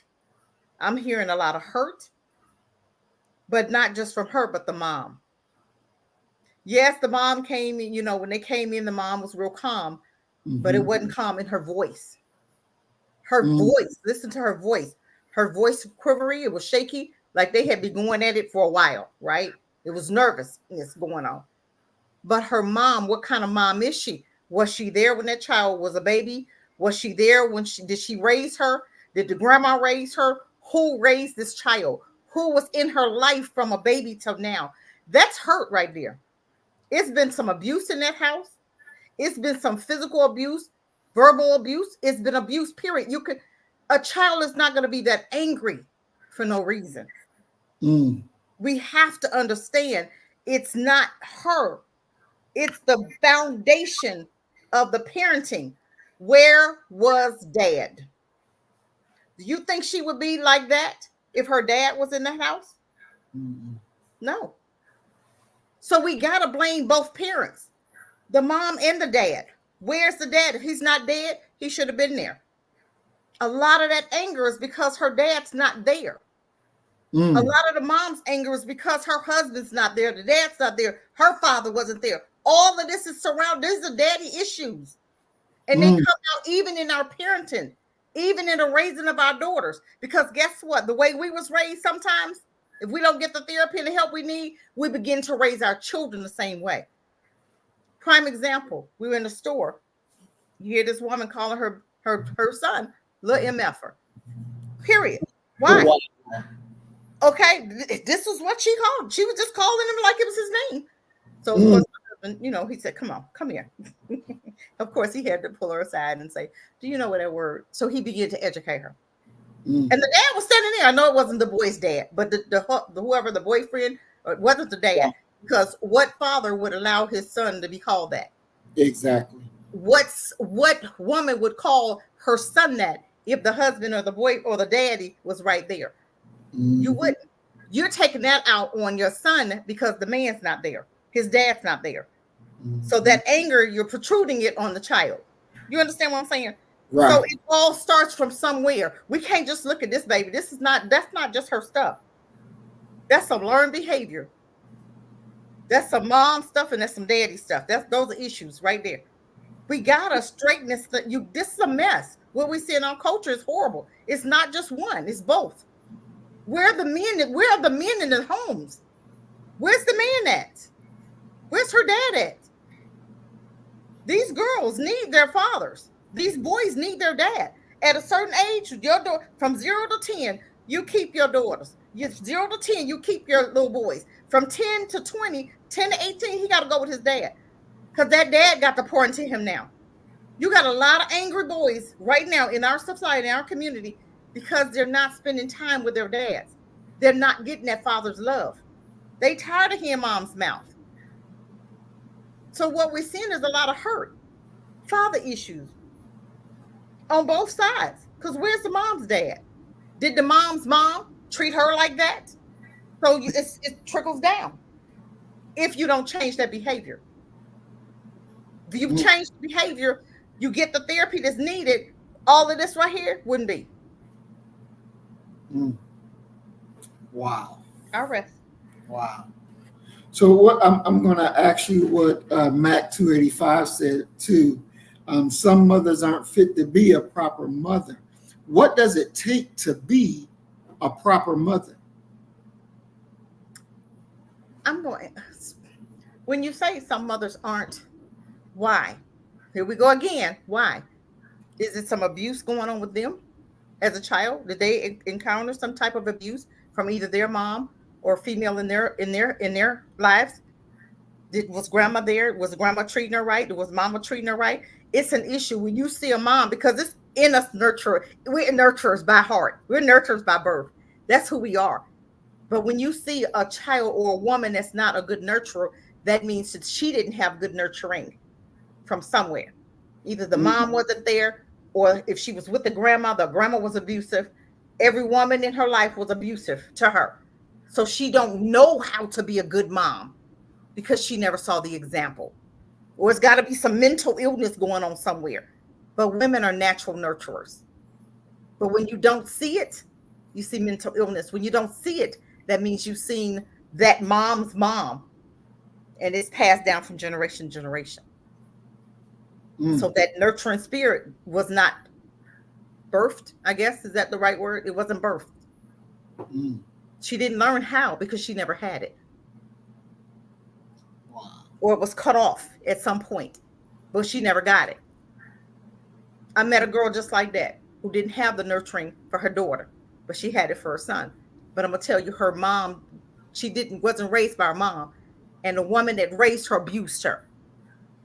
So not only does she not have that nurturing spirit for her daughter, she's LGBT now. Because she didn't get that nurturing from her mom. So now you look at her getting it from another woman some kind of way. That's where a lot of this abuse in this LGBT is coming from. Because they're not getting the nurturing from their moms as girls. And the boys are not getting that nurturing from their dads. It comes back. It just don't pop up out the blue. But these crackers knew what they was doing when they separated our families. Don't ever forget where it started. We were fine till the 70s when they dropped drugs in your neighborhood, Reagan and Nixon. And they separated the family. Then here comes Biden and Clinton. They've always separated our families. But we have to learn how to counteract. Everything they do needs to be reversed. Let me ask both of you, do you think that this young girl, when she was, I'm quite sure she's able to have children now, do you think that she would make a good mother eventually? Only if she gets some therapy, because the way she's acting now, that it's going to be toxic raising a child. It's definitely going to be some issues there. So once she get herself together, work on herself, then perhaps she may be a good mother. But if she was to have a baby now, no, she's not going to be a good mother. She's going to do the same thing to that baby. Same thing to her baby, yep. She gets some help. It's never too late. Right. But you got to want it. Right. If she wants the help, you offer her the help, she takes the help. Right. And want to become a better person. But right now, she don't need nobody's child, because she would tear that child, and that child will be worse than what she is. Yeah. Yeah. Because she's a mess right there. That's a mess. Yes. Right. But her mom is a mess too. Yeah. It's trickling down. Yeah. But she's more of a mess than her mama. Yeah. That's the lack of parenting right there. Yeah. That's the total lack. And when somebody said women are competitive, women aren't competitive. We're not. I don't think we're competitive. Maybe you can help me understand that. I don't think we're competitive at all. I think you were talking about a lot of hurt. A lot of hurt. Hurt people hurt. But I don't think we're competing against each other. And I don't understand when men, and you only hear men saying that. What does that mean when you say women compete against each other? I don't understand that. Excuse me. What does that mean when you say that? I don't understand that. Somebody help me understand that, because I don't think we compete at all. Yeah, I don't think so either. I mean, being a woman, who we compete against? Another woman? Why? No. I mean, I don't understand that. So I think men say that because they don't understand women. And right. That's just a word that they use because that's just some white supremacy talking points. Yeah. Yeah. And I think a lot of our situations cause us to act a certain way. Oh, absolutely. Yeah. Absolutely. Living in America has created a lot of craziness, what we look at now. For instance, let me tell you stories. It was a guy in prison, right? And, he was spent 25 years in jail, wasn't supposed to be there. So, and he went in there because they said he had murdered somebody, right? But he ended up not doing it. But he was there 25 years. He got out. The court said, okay, we're going to pay you for being in jail for 25 years. And, one didn't do it. So he gets out. They're going to owe him money. So then, because he went to jail for 25 years, now you've got some residue from jail. You didn't get the therapy. You're just going to let this man out after 25 years. So he gets out and has road rage, kills somebody, and now he goes back to jail for murder for real, right? But the court said, we're not going to pay you because of the 25 years. We're not going to pay you for that because you're back in jail. No, you should have still paid him for the 25 years that he was in and more because of what you cost him in his life. So now he's got PTSD.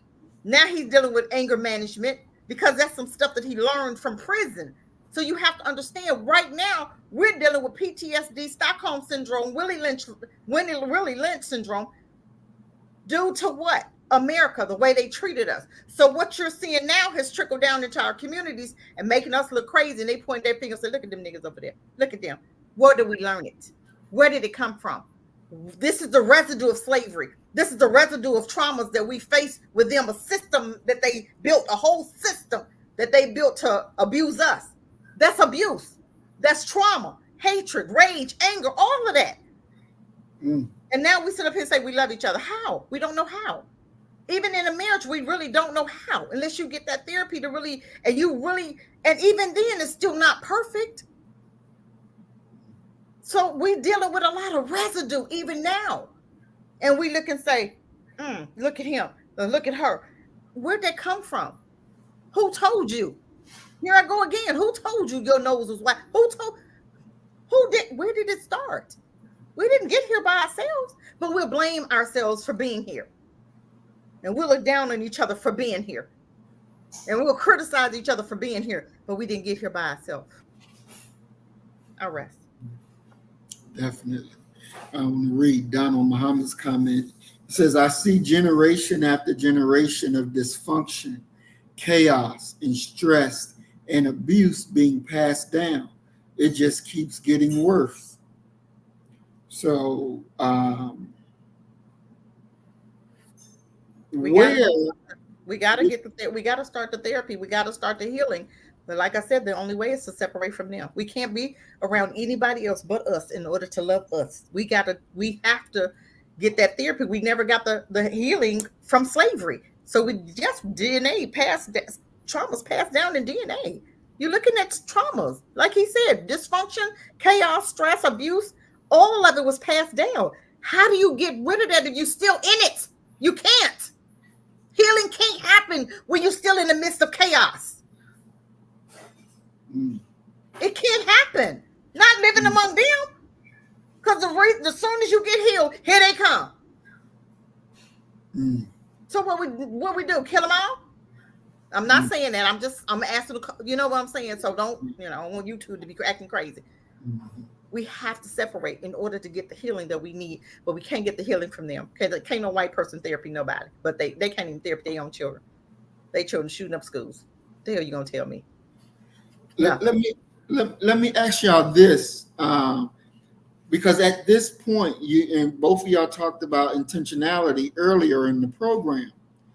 Can you insert intentionality into this little girl and to her mother at this point where they both are now? Still only if they get some therapy. They might even have to do group, family therapy together. Because without being healed, without the necessary help, all the rage and anger and the hurt, it's just going to follow her. Yeah. So that's not going to benefit any type of relationship that she tries to hang on to. You got to have help from that. You got to get help from it's. That's not intentional because she's out of order. It's out of control. That's not going. She can't even think about intentional nothing. She's still in the house with that mom. The mom needs therapy by themselves first, and then they can come together and heal. They can come together after they have it separately first, because they're not going to listen to each other right now. So much animosity. You put them in the room and it's going to be a yelling match. No. You have to get one first and do it with her, maybe 6 months, 7 months, and then you do it with the mom. You know what I'm saying? They got to do it separate first. Then after 6 months, maybe a little more, then you bring them together. But it's still going to be, okay, y'all going to just be quiet and let one person talk at a time. We're not going to yell. If you have to put tape on your mouth, put tape on your mouth. But we need to one person at a time, seriously, to be able to get this out. But it's going to take a while because both of them are so damaged and so hurt. So much trauma. Right. And then you got to bring that, you got to do the father healing for both though. The daddy issues. You got to deal with those. Okay. All right. Excellent. We're going to pick back up with the video. Are you 18 years old? Right. So you're going to have to come with us. Shut up. You can come with us peacefully. He said he's not arresting me, so I don't gotta come nowhere. Get the fuck out. Who's gonna arrest you? That has nothing to do with us, baby. You don't have to go to jail, right? But we cannot leave you here. So you can come with us peacefully, or you can come with us with assistance. No, I will beat all of y'all asses. Don't touch me. Threatening the EMS worker. Threatening me to touch me and trying to bring me out of here. Don't touch me. Don't touch me. Girl, shut your Steve Urkel looking ass up. Like, damn, nobody worried about shit you're saying. Nobody call you no names, baby. This is gonna go one of two ways. My feelings are not hurt. Your feelings don't gotta be hurt. But get the out. Rachel, please. Bro, shut your ass up. You over here trying to play victim. You was a Rachel,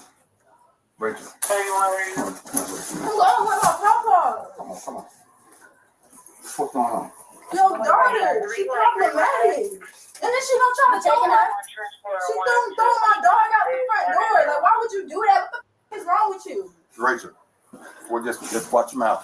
I don't give a damn about none of these here. I reached my limit. I tried to be nice. I literally tried to de-escalate every situation, but be trying me.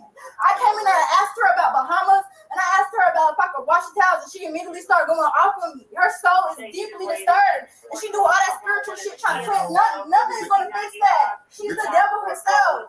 I'm not leaving my dog behind. Rachel, that's what I was asking you about. That's not what you was asking me about. You started going back and forth with me. Because I asked you about the Bahamas. I was talking to you about the Bahamas trip my daddy was going to take. You got miserable like you always do. What they going to do with me? I said I want to talk about email. I don't want to hear that. From like you get bitter over other people's success. That's why you still stuck where you at. Like you're the problem. You don't realize that.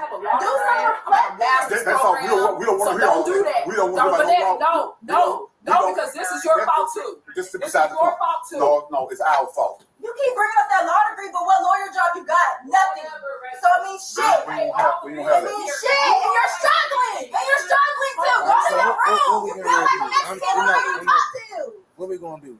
Because this is not. Yeah, I understand what you're saying. So you gonna go with them? This might be the way. Are you 22? Okay, I'll leave you alone. We don't even have to talk. Can you tell me the answer to these questions? Yes. What's today? Saturday. Okay. How many quarters make $1.75? No. $1.75. $1 for a quarter makes 75. 3.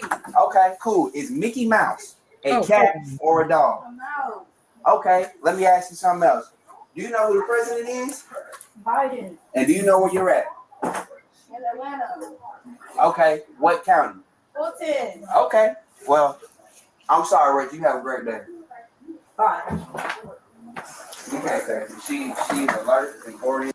Okay, so I'm gonna stop it right here because we got new people added to the mix. Granddad is added to the mix. We've heard the daughter say that she went into the mom's room to talk to her about the Bahamas trip that her daddy is taking her to, and mama had an attitude. That's where it started. That's where it started. Mama yelled at granddaddy and said, "This your fault." And granddaddy said, "No, this is all of our fault." So now we have more information. Don't forget, she threw the dog outside. Yeah, she took the dog out. All right. So we have men involved in this picture. We have men involved in the picture. What's going on with the men, though? Well, it looks from listening to what the daughter said, dad is active. He's at least around, and he's taking his daughter to the Bahamas.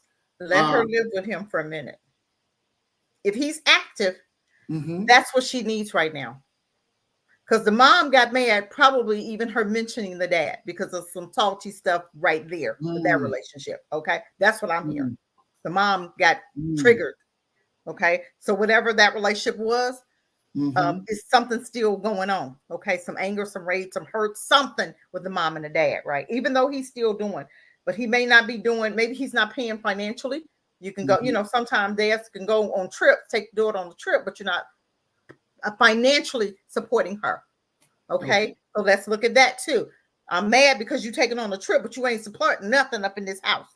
Okay, you ain't paying no bills, no paying no child support, and that could be another issue right there. Okay, but if you see that dad is involved, then maybe she needs to spend some time with that dad. Not the granddaddy. I'm talking about the father, the biological blood daddy. Let her go live with him for a minute, because it's some stuff. It's something going on. Wow.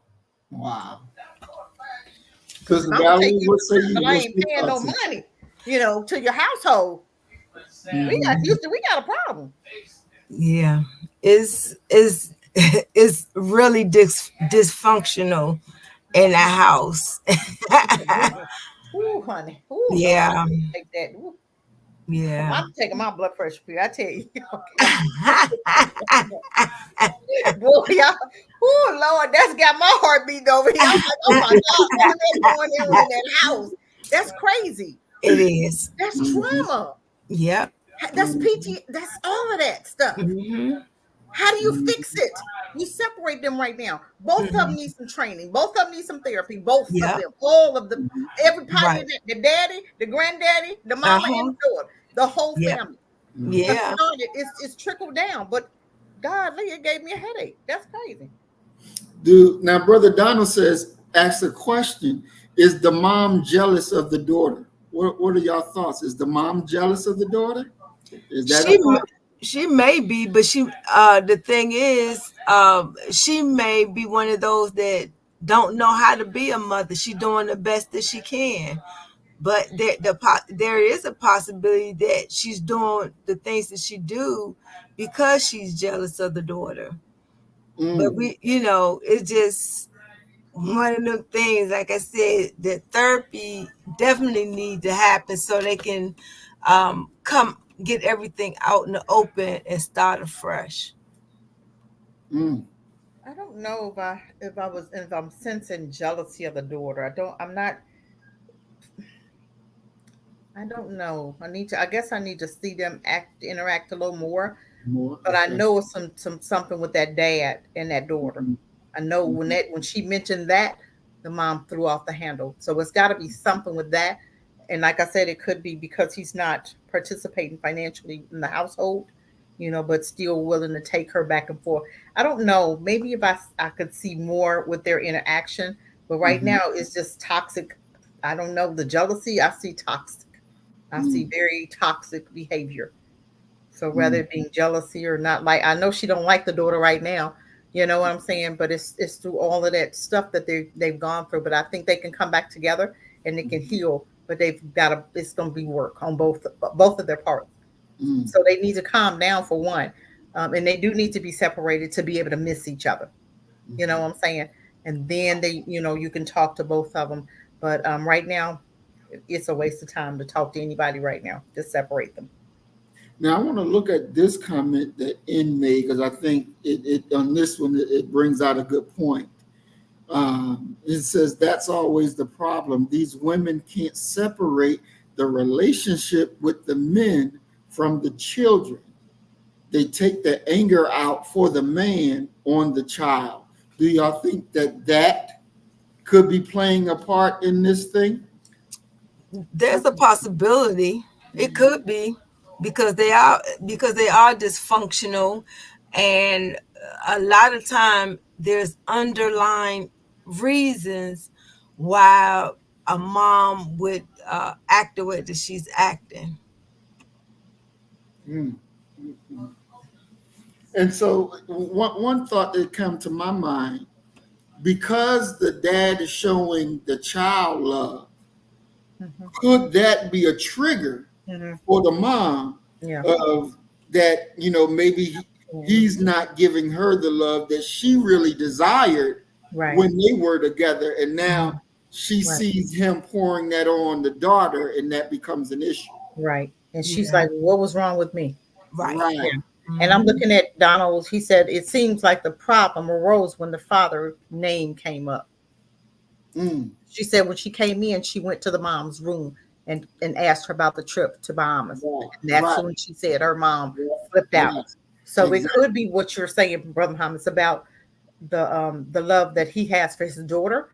And she sees that. So she's jealous of that love because why didn't you love me that way? Why couldn't you love me the same? This is my daughter. It's part of me. So why couldn't you love me the way you love the daughter? And maybe he just wasn't nothing in the beginning, so why would you want him? Right. Exactly. And Brother Donald says this is interesting to see this broken down like this, because this and worse is taking place in Black families every day. Every day. Yep. Every day. Every day. And we're not taking our time to break that thing down. Everybody's triggered and all over the place. And you have a lot of confusion when all it is about calming down, communicating, therapy, and let's come together after we're separated. Then we can come back maybe after a month or two. Then you can bring them back together, and then they might be able to talk it out after they've had a little bit of therapy in there first. Then you come down and break that thing. What was you really feeling? And being more conscious of our feelings, because sometimes we have triggers. We have triggers that we don't even know we have, especially girls that grew up without dads. There's triggers there. Because they're yelling. I can't take that yelling. You know, when I hear men yelling, I just don't know how to. That's a trigger for me because I didn't grow up with that. I'm like, why are you yelling? That yelling just like makes me nervous. What are you yelling? Because I'm thinking you getting ready to hit now. What we doing with the yelling? So that's a trigger for me. But we have to be more conscious of our triggers. And a lot of people don't know their triggers. They have not gotten there yet. Because even talking to a therapy, just me talking, I'm coming up with stuff still in Cassie from my childhood, from the lack of my dad being there. But but this is as we're having conversation and questions she's asking, and I'm like, and then that's from childhood, but it's been there so long you don't even know that that's where it came from until you literally sit down and have that one-on-one conversation to kind of pull that stuff out to understand where did it start and and what are the triggers. You got to know your triggers. Excellent. That's right. Sister Valerie, did you want to add before we go back to the video? No, she summed it up very, very well. Okay. Let's continue with the video. Okay. She don't want us to talk to her. She don't want us involved. Well, I want her, but she's throwing this stuff on the floor. I just want her, because she keeps staring at my house. I completely understand that. But what I'm telling you is... That's fine. If you can't take her, you can't take her. That's kidnapping. Yeah, that's fine. She don't want to be assessed. So, that's battery. I'm not going to touch it. Right. I'm not going to take it. Okay. I'll piss on her grave. All right, look, just try to calm down. You got to go with your granddaddy, so you don't need to keep working yourself up. I'm not leaving without my dog. Because she just tried to let Gracie out the front door and go get hit by a car. I'm not leaving without my dog. She's going to her. And then she just came in here and tried to throw fists at me. Like, come on, but she going to call the police just like a white woman. She throw the hits and then want to play victim. That's exactly what she did last year. Because she called the police over here in November 2022 and I was on police for that whole year. I mean, for the rest of them years. She's miserable. I'm not here to arrest anybody. I'm here to help. You're not helping because she's still. Rachel. That's not nice. I mean, I don't care. Nothing's not nice. I don't care. This woman doesn't say. Don't say nothing about your. Don't say nothing about your mama like that no more. I don't care. She I don't care. He can't even handle her. I don't want her here. I don't want her. Rachel. Like she's just Where's the dog at? in the backyard. I've never encountered someone so miserable in my life. That's in my house. No, I'm gonna keep talking because I've been silent. I've been playing it too cool. I've been too nice. This woman says everything under the sun to me, and I sit there and just take it because I don't want to be for her. But at a certain point in time, no, she gonna hear my mouth. She needs to hear what people need to be, what she needs to hear. That's why her life is the way it is. She's miserable.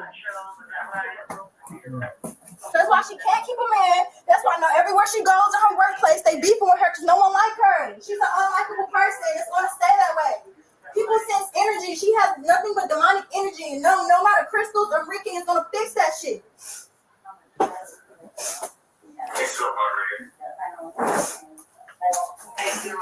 In a situation like this in the black community, it's always the mothers. Mothers are their daughters' biggest haters.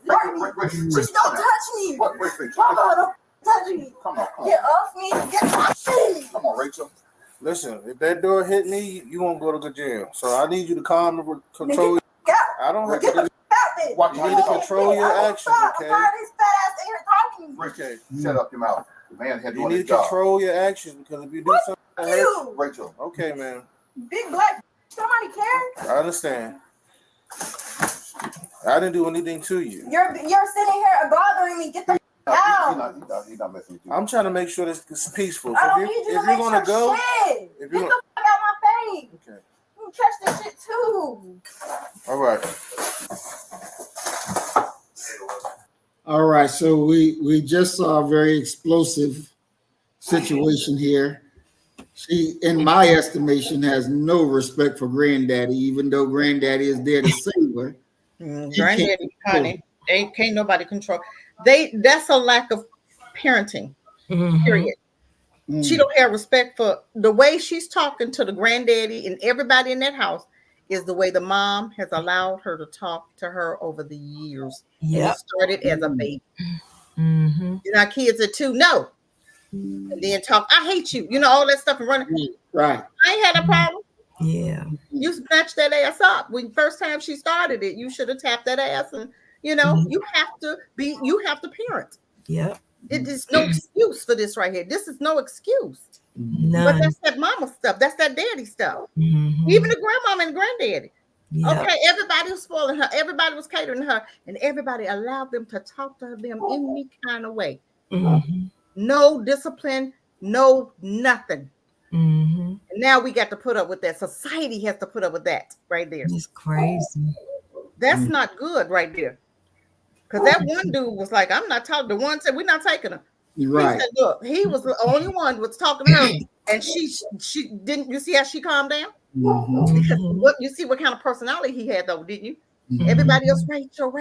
He said, look, the voice, did you hear the voice? Exactly. His tone changed. She changed and answered every one of his questions just like that. Did he get cussed out one time? No. Why? Because the authority in his voice. She's never had that authority like that in that family. Everybody's Rachel. And Rachel cussing all of them out. Right. But she didn't cuss that young man out that came across the same energy that she had. That had that authority. Hold on, this is what we gonna do. Right? Exactly. And she calmed down. Wow. That should have been the one in that room to get her out of that house. Everybody else clear out. Let him handle her because he was the only one that could, from my understanding, from what I'm seeing. Nobody else can handle that. Wow. What do y'all think when she said mothers are the biggest haters of their daughters? She just told us something right there. Yep. She just told us something right there. That's how she feels. And that's probably true. Yep. Unfortunately.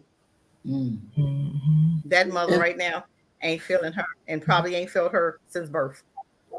No. So that's what's going on in that house. Because you have babies don't mean that you wanted them. Right. I mean, you have to really be honest. I was told, I would have aborted you, but I was scared of getting an abortion. I'm just saying, don't mean you really cared about that child. Right. You just supplied a roof and food. And the only reason she ate was because you had to eat because you bought groceries for yourself. Yeah. And she just happened to be there to eat on it. Right. But really didn't tolerated her.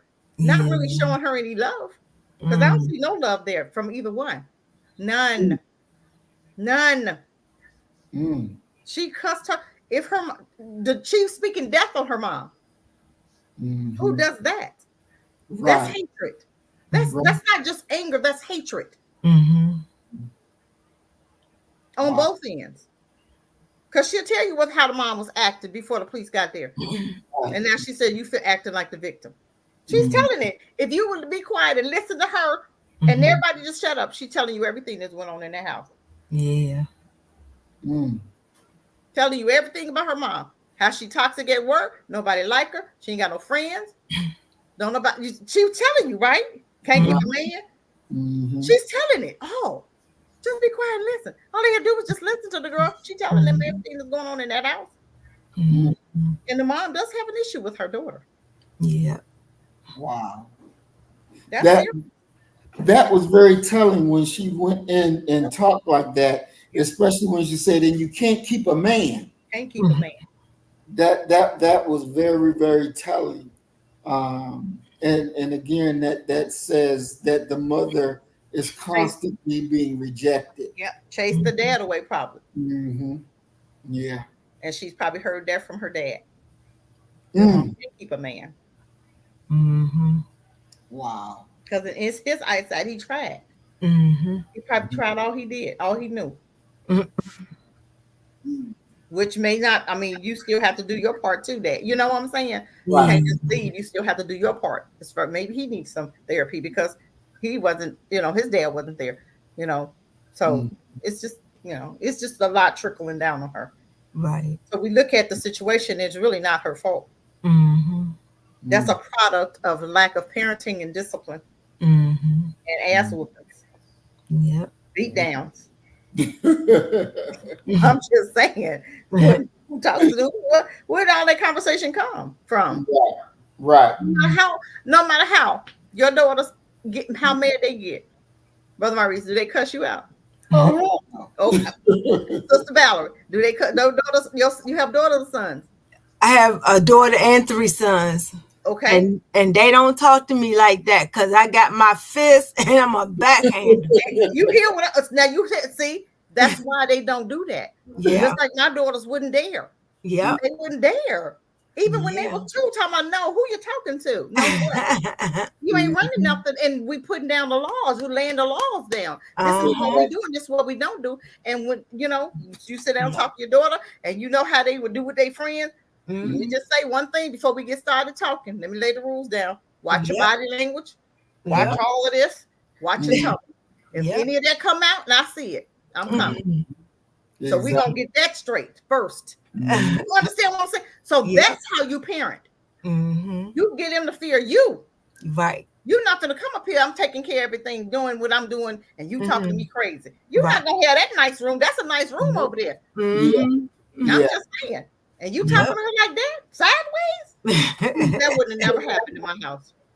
My daughter slammed the door one day. I was up there. I couldn't get up them stairs quick enough. Oh my God, Mama, you should have saw her ass. Don't play with me. I took the knob first. I said, don't play with me. But you should have saw her ass when I came through that door. She thought, oh, you think you're gonna try that up in here?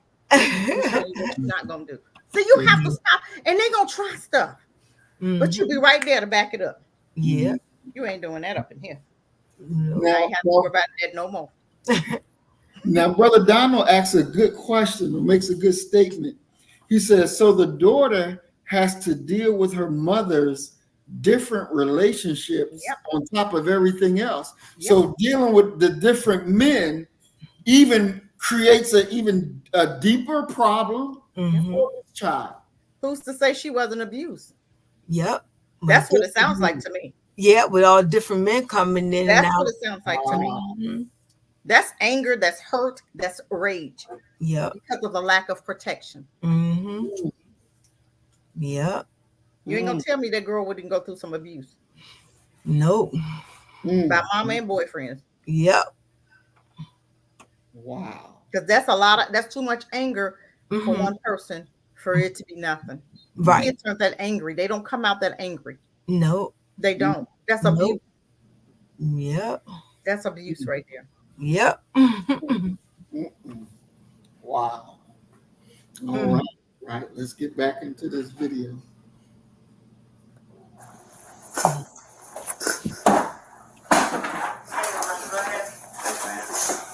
right, look. I'm gonna tell you like this. You do one more thing like that, I'm telling you, gonna go with me. Talking to me. Rachel, I'm gonna tell you that now. Talking to me. You gonna go for this? Talking to me. I'm telling you right You now. ugly ass. I'll be You whatever you got a want. face on your mother could love. You trying to go back and forth with me. Shut the fuck up talking to me. I'm gonna tell you like this. You do one more thing. Shut up. Nobody worried about you. Ugly ass. All right. Damn. Like I said, it's always a fact. I got something to say to me. Right. Ugly ass.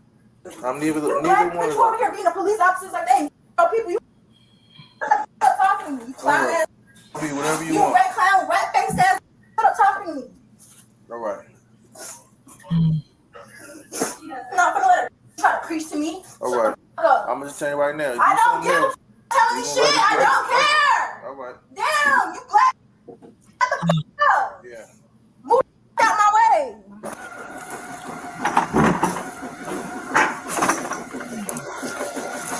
Ma'am.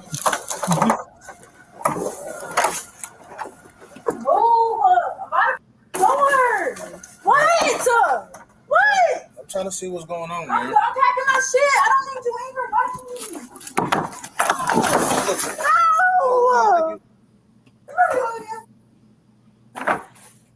told you about that. I'm not the one. And I'm not the one that is. Nobody scared of your fat ass. You done pushed the door on me. You got all that shit on. Supposed to be scared. Oh, you're not supposed to be scared. But you're not helping me. You're stressing me out. Get your stuff and let's go. Okay? Get what you can get so you can go. Okay? You can come back later to get anything else. All right?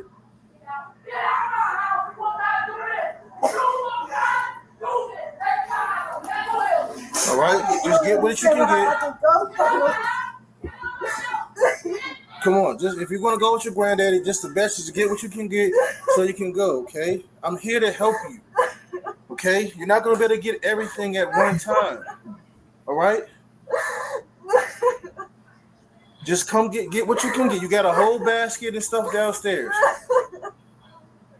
You can go to your granddaddy house, clear your head, go talk to somebody, okay? I'm not here to hurt you. I'm not here to hurt you. I'm not here to take you to jail, okay? Clearly, you've been distressed, and you need to go somewhere where you can clear your mind, okay? But you're not going to be able to grab everything right now. That's all I'm here. I'm not here to bother you.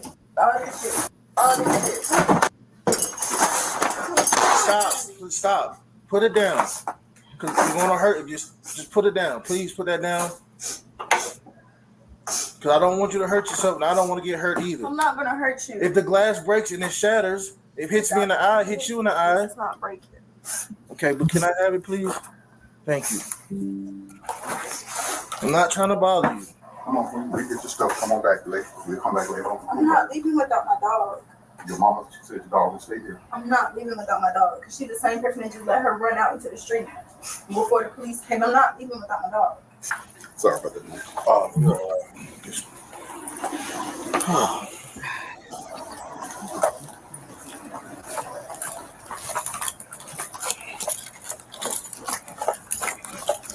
I'm not leaving without my dog.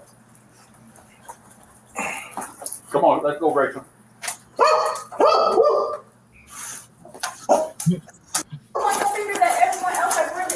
No, you're the issue. Come on, let's go. You got your stuff? Then dancing in her drawers like an old lady, like this is disgusting. She should be embarrassed. Good luck trying to figure out how Thank to you. Thank you. I got it. Meanwhile, you ain't got nowhere to live.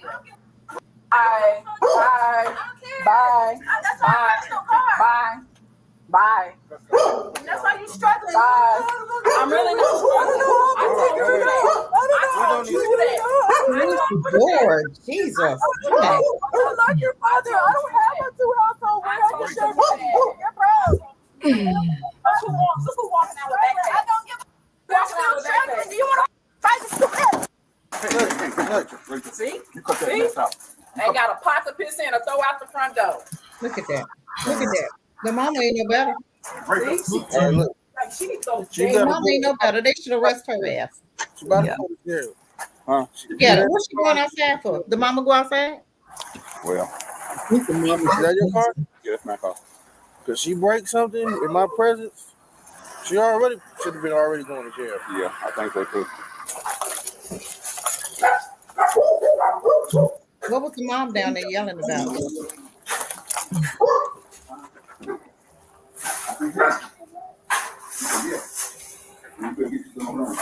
Man, come here, turn around, man.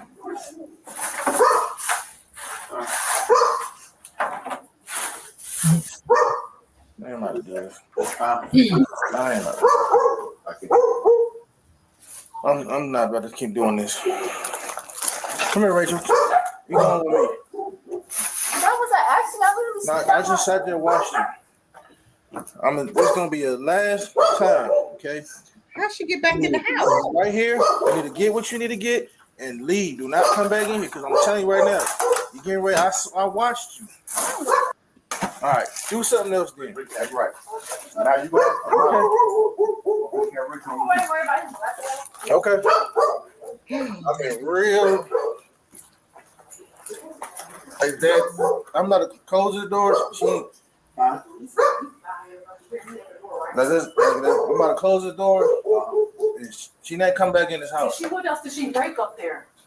She pushed over it was a printer or something. Oh.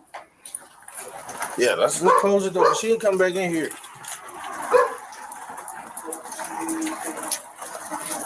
All right. We're back again. My dog. We're not going back in. Stop touching me. Gracie. You know what? Stop. Told her not to go back in there. Get my dog. Get my dog. You trying to fight me? You trying to fight me? Yeah, off of me.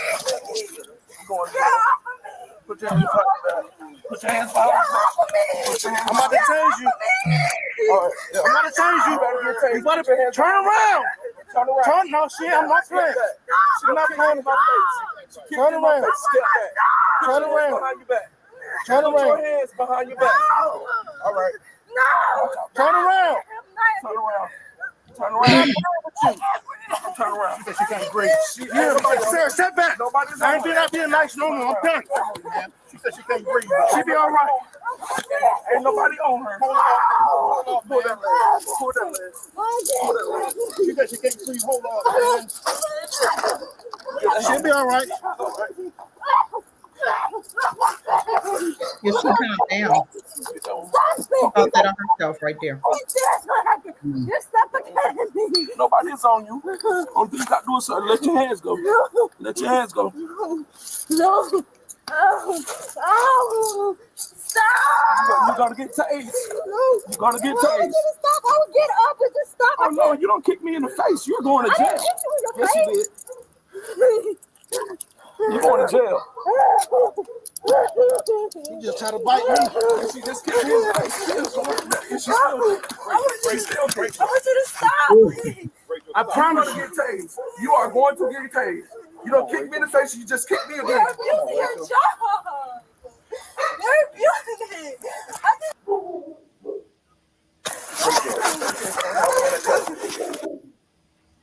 Yeah, go ahead and put that back on.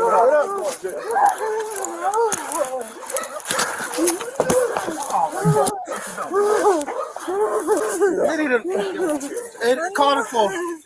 They ain't gonna take it. Everything start there for. I want you to stop.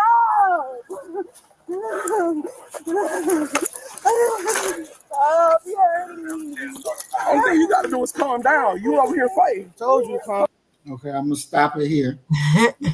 There's a lot to put together, but we're at the end now.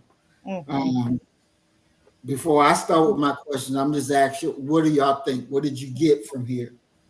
There's a lot of mental issues going on. And the reason I say that is because a lot of times when we go through trauma or different types of issues, it becomes mental.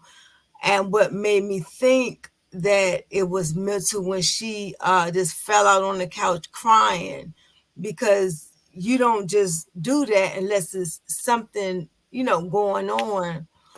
And she's very disrespectful, but I do understand that it's because of the things that go on in the house. And I don't think locking her up is the answer. I think getting her some help is the answer. Now let me ask you, if you was one of the cops, would you have tased her at any point during this thing? No. Nah, I don't think so, because you can tell that she's having a mental breakdown. So why would I tase her? No.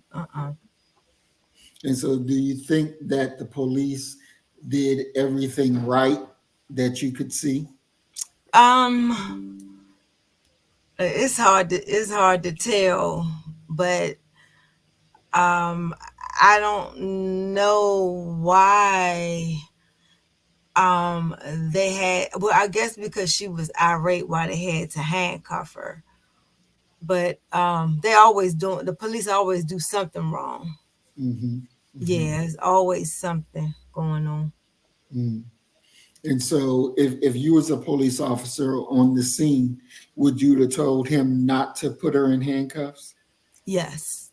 But the problem with her not being in handcuffs, because she was irate, Yeah. So maybe I wouldn't have said, I just don't think that anybody should just be put in handcuffs. But when I think about what I was looking at, maybe she did need to be in handcuffs to stay calm. Yeah. Okay, excellent, excellent. Sister Cassie, what say you? What I noticed was when the officer, she was calm, right? At one point, she was calm. Right. When that officer busts in that room, when she closed the door on him, right? He should have been standing in the door, so the door couldn't have been closed on him in the first place, for one. When he burst in that room, it was almost like she was reliving some traumas. You understand what I'm saying? I mean, because she jumped like she was startled, right? For one. Then the mom was yelling downstairs. That's two, right? So you starting it all back up again. So by the mom yelling downstairs, she should have went to jail. Shut up. Just sit there and be quiet. Don't say nothing. Why you still fussing? We here. Be quiet. Because let them handle it. Right. The situation was calming down until the mom was downstairs yelling, right? Do you remember that part when the daughter was upstairs? So the daughter comes downstairs. When she left out the house the first time, I would have told her, take everything you need. You're not coming back in here tonight. The door should have been closed. She should not have been allowed to go back into that house too, right? Then I would have handcuffed her because she was irate. She was out of control. She they needed to show her we meant business, because she wasn't listening, because she was talking, used to controlling the issues, controlling adults, right? Yes, she needed to be handcuffed, but never tased. I don't believe in that, because that's no, she's a baby, still a hurt individual. She never needed to go to jail. She needs to go to a mental unit. She needs to go to start the process to a mental, what's that called? A psych ward. That's where she needs to go tonight, not to jail. We need to start the process. Social services should be called. And I believe in incidents like that, social services should be hooked up. Instead of the police coming, well, maybe they come, but don't say nothing. It's for security. But the social services, if you have a mental health person working with them, then bring that person to that situation, because that's what she needed. She needed a mental health person to talk her down, because they didn't know how to talk to her. They didn't know where to start. You're dealing with a criminal. She's not a criminal. She's a mentally ill little girl right now that's been traumatized, that needs somebody to talk to her. That know what's going on with her. That know how to deal with mental health patients. That's who should have been on the scene. So rather you getting a therapist, that's working along with social services that they could have called, that could have talked to her out of that room to calm her down, then that's what they should have gotten. But never should she have been tased, ever. But they did right to control her, because she was just losing it at the end, because she she used the dog as an excuse, but it wasn't about the dog at all. Her mom was running her mouth, right? Even when she was out the door, right? The mom was still running her mouth. They should have handled that mom, not that daughter, because the mom was starting it, because she was downstairs yelling all the time, and the girl was upstairs, right? And then the daughter out the house, she's still doing this. Why nobody talked to that? Why nobody handled that mom? And officers went to that mom and said, "You open your mouth again, you going to your ass to jail." Because we're trying to calm this down, and she was doing this because didn't nobody check her. But she was screaming too. So the daughter was just like her. So we see where the daughter got it from. Wow. So that daughter and the mamas needed a mental ward tonight. Now, what about the other little girl that was upstairs in the other bedroom? Do you what kind? Her seeing all of this, watching all how that, does it affect her psyche? She gonna be the same way the daughter is, because now the mom got her now. So the same whatever's going on with that mom gonna be going on with her, because the other girl gone. So who else I'm gonna put it on? Her. Now she's getting ready to get it. That mom should have been taken in, or something should have. Her behavior should have been addressed, and it wasn't. They was concentrating on the babies, but because she was disrespectful. But still, the mom was egging on. The mom was in the middle egging things on. So why was she allowed to do that? No. You called us to handle the situation. You have a seat and let us handle it. Don't open your mouth. Right. So they should have checked their mom's behavior because she was calm. She was calm. Coming down, you know, the dude bust into the room. She fell in the bed. That's trauma. That's hurt. Yep. Right there. That's showing you what's going on. She's been going through that a lot in that house. A long time. Yeah. That's years worth of abuse. And then she showed you, by the way, she acted when the girl was out the house, walking out the house. She started on the girl then, didn't she? Yep. And started that whole situation up. Her ass should went to jail. Yep. And that's when she came back and kicked the door. Remember, right? Right. Exactly. The mom was doing this. Nobody checked the mom, did they? Nope. They checked that baby, but not that mom. Not the mother. That's what made the girl mad. Because you're not gonna check her. You're gonna check me and not her. I'm gonna handle her then. Because ain't nobody gonna say no. Right. That's a lot. That is. Yeah. Years of therapy, even if it may never get fixed. This is gonna be a distance. You stay in your side of town. She may need to even move away. Yeah. That's the only way it's gonna help. She needs to move away from that mom. Period. Distance make the heart grow fonder. Do you think if they separated and had that distance and then eventually got back together, that if they lived in the same house, that it will not without therapy? No, not without therapy. It's gonna take some therapy. They can never come back together in that house. Nope. Now, even years later, it's still gonna be that animosity because nobody getting help. No help is being offered. You got to get help. In order for her to come back to that house in the same area, they both have to get help. Mandatory. And maybe later, years down the line, when that girl probably 30. But right now, no. Absolutely not. Because next time they're gonna fight. She's mad enough right now. She can fight her mama. She was ready to fight. Yeah. She was ready to fight. When she kicked that door, she was done. That was the camel right there. That was her mom running her mouth. Nobody checking that mama. She was ready to fight. I'm sick of you right now. Yep. Wow, I didn't even pick up that on the first time or the second time I watched it. Good insight. Good insight. It is also amazing, like, because listen to both of y'all agree on the handcuffs, and y'all agree that no taser would need to be done. But I'll be honest with you, I'd have tased her ass. That's a man, though. That's a man. That's a man, though. A man, you know, he was about to now. He came that hand was on that trigger. He had enough, and I understand. But me, I could never do it. I wouldn't, because I know the pain she's already in. Taser would have done nothing. No, taser would have done nothing for her. That would have made her better. That wouldn't have helped, not one bit. It would have made you feel better, but not her. And it's not about you. It's not about the officer. It was about her safety and keeping her safe. Because right now she was hurting herself and about to hurt their mama.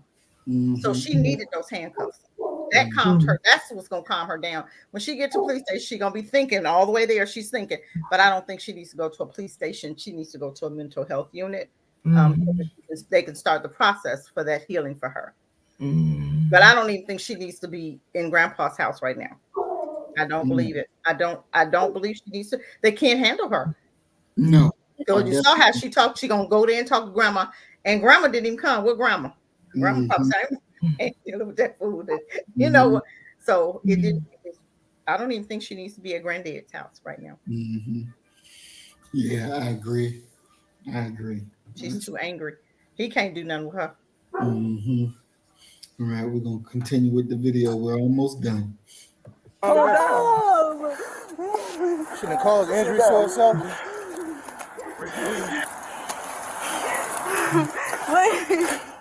The subject keeps banging her head on the car and on the wall. Start a Ford radio.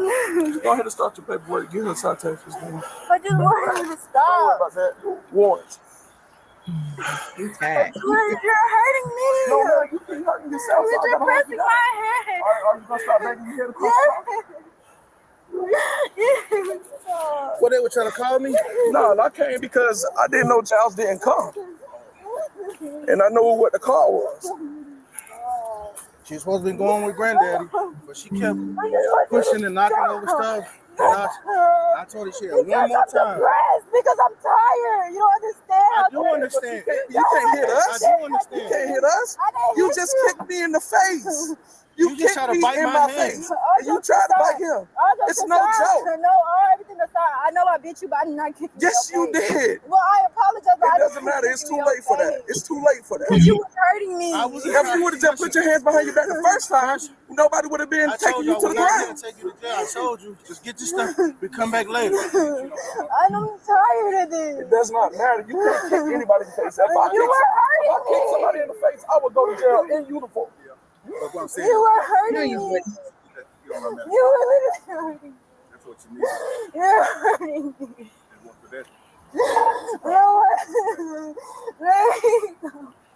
I want these cuffs loose and they're hurting my wrist. Oh no, you are not coming out. I want water. You're hurting me. She in the subject is in custody. You're hurting me. You're hurting me. I'm not hurting you. I'm not hurting you. Yes, you are. What you doing? What you doing? You got legs I want out. Yeah, I do. I want to get out of it. Go ahead. Watch out, sir. Back up, please.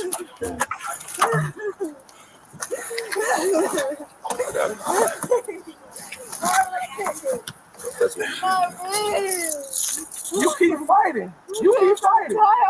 You keep fighting. Nobody's letting you go. You keep fighting. You're gonna put big change on her now. What on that side? No,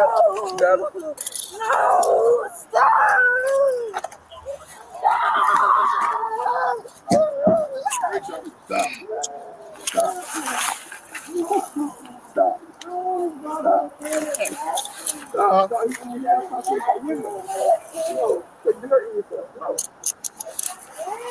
Nobody got their hand on your throat. No, it's not. No, it's not. My hand is on your chin. My hand is on your chin. No. No, I'm serious. Like, for real. No, it's not moving. I can't breathe. No, I'm serious. Can you just stop talking? Because I need to go wipe. Can't breathe. Can't breathe because you're talking.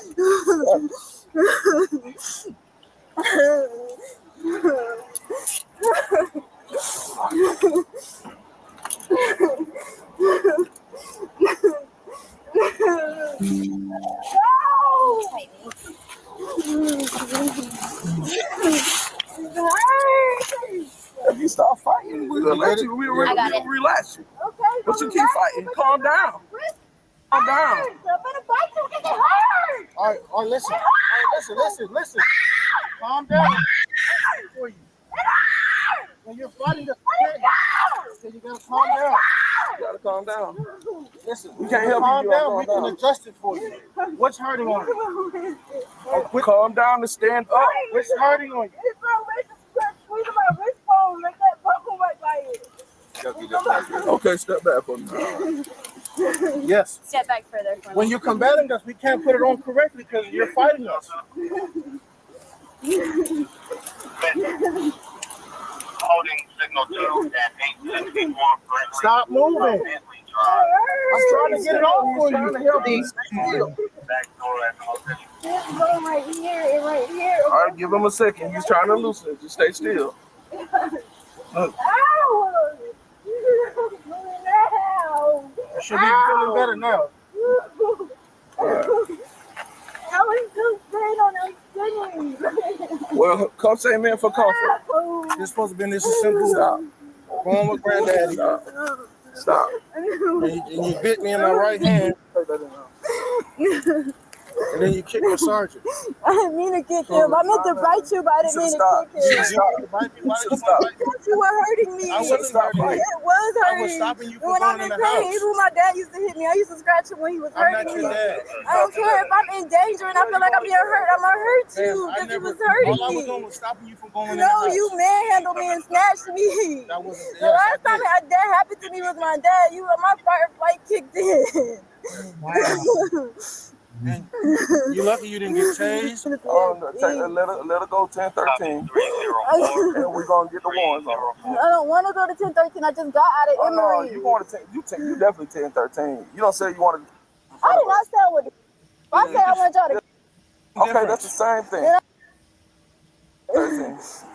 I don't need 1013. I don't need. I want to go to. I'd rather go to jail. Well, listen, please don't it's send too me late. there. You can't take no, us to jail. please, Listen, please the jail's not going to take you. No, you can take me to jail. I don't want to go back to the jail. Please don't take me to the. Thank you. Please don't want to go too much to be trying to go to the jail. It's too late. It's too late. I don't want to go to the. I don't want to go there. The jail's not going to take you. In your condition right now? I'm not. I'm just hurt because my own mother. Imagine the only thing you wanted was a mother's love, and she treating you like this. It's damaging. It does a lot to your character. I'm not. Wow. I'm just tired. Once you say that, you have to go to jail because let's say you go to. Let's stop it right there. Let's unpack that because I think that's a lot. Wow, that was a mouthful right there. Yep. We've been saying, right? We've been saying it. She just said it. She just said it. And then she talked about her dad's abuse, right? Yep. I mean, come on now. She's got a lot. It's a lot going on in that house. Yep. And it's not going to stop until all of them get some help. Yeah. But she definitely need different types of help because of all the things that she's been through. Or it's going to take a really, really good therapist to bring her back. And she might not even come back, all the way, because I'm sure her self-esteem is down as well. Mm-hmm. Well, she said she didn't want to go to 1013. And it was like, well, you're definitely 1013, and 1013 is involuntary commitment to a mental institution. That's what she needs to go. Okay. Now, it also, I want to say, because she knew what 1013 was, she's already been there. She's been there before, Because ain't no way she would have knew. Because I'm sitting here, what is a 1013? I knew it was a mental. When they said it was a hospital, I knew she was going to the mental hospital. Yeah. But that's what it needs to start. Don't just put her there, but start the process of healing. Give her some therapy. You're going to stay here until we go through this therapy. Yeah. No matter how long it's going to take, we're going to take care of this issue. Yeah. This time. Right. But a lot of times, the cops, they don't care, and they just take people right to jail, and the people need mental, they need to be taken to a mental facility to get at ease or something, because there's trauma with people, and especially with the police brutality that go on. I know I have PSD when it comes to police. I'm like, so I just can't imagine how she feels right now with all them police around her, like she's a criminal, and she's not a criminal. Now, since she's been to the mental hospital before, and obviously they didn't do a good job. They didn't fix them. They probably didn't treat her. Yep. Because they just take these people and take their money, or take the insurance money from the insurance company. 3 days. They'll keep them 3 days and let them go. No treatment, no nothing. You can't just take them there and don't give them any treatment. That's unfair to her. 3 days not enough. No, she needs some months. She needs to be in there because our mental health system sucks in this country. Yeah. And so that was going to be my next question. Do they even have the ability to fix her, to heal her? It just depends, because the places are so crowded now. They, you know, and so do they want to? Do they even want to? Yeah. Do they even want to? They don't want to fix her. They don't care. They don't care about that little black girl. They don't give a damn if she died. That's why they don't fix her. They keep on. Maybe next time she'll kill herself. Maybe next time somebody will kill her. They don't care. Yeah, this they don't care if you look like us. They don't care. Right. Period. That's true. You're not gonna get. That's why they put her in there 3 days and let her go. And let her just go. Yeah. And then probably give her some little medication. But where's the therapy part of it? She's gonna have to do that herself. Yeah. If she feels like she wants it. Right. But right now, while she's in that therapy, while in that mental, she needs to get it now. Start the process. Don't let her go. Right. Until you start. And I'm not talking about medicate her. I don't believe in medication. I believe in fixing the issue. Not putting a Band-Aid on it, but fixing the issue. And it may take months. Yeah. It doesn't matter. It's gonna take, I don't care how long it takes. She don't need to go back to that house. And then her mom needs never let her back in. You can never come back here. Right. It's not gonna work. Yeah. So you go to mental institution, then you know you're gonna have to do something else. Yeah. Halfway house or something. Can't a detention or wherever. Can't come home. Right. Wow. All right, we'll pick up with the last bit of the video. But let's say you go to the jail, you are liable. So we're not playing that game. We're not even gonna risk it. Head up. Bang your head against the car. Bang your head against the wall. I want you to let me go. Of course I'm gonna do that. Anyone would do that. I just want to get out of this situation. No, anyone would. I just want to lay down. Listen. I told you up there. You call me all the names in the world, right? I'm literally the victim. She called the police on me. This is the safety. I don't want to be 13. No. I don't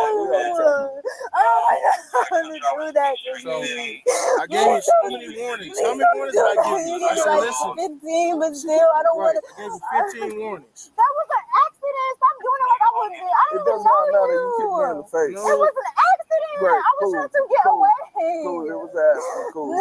That's not an accident. Then what? Why would I intentionally kick this man in the face? Be for real. Why would I kick you? Fighting to get loose. Yeah, but I did not mean to kick you in the face. You But you meant to bite me though. Yes, because you were hurting me. I don't want to do this. Oh, I don't want to do this. Just take me to jail. Well, that's where you were going at first. But I don't want to. We were supposed to Why don't they take her? Why are they standing there? Please, Yeah. I want to go with my kids. I don't want to do this. If it was here, they wouldn't do that.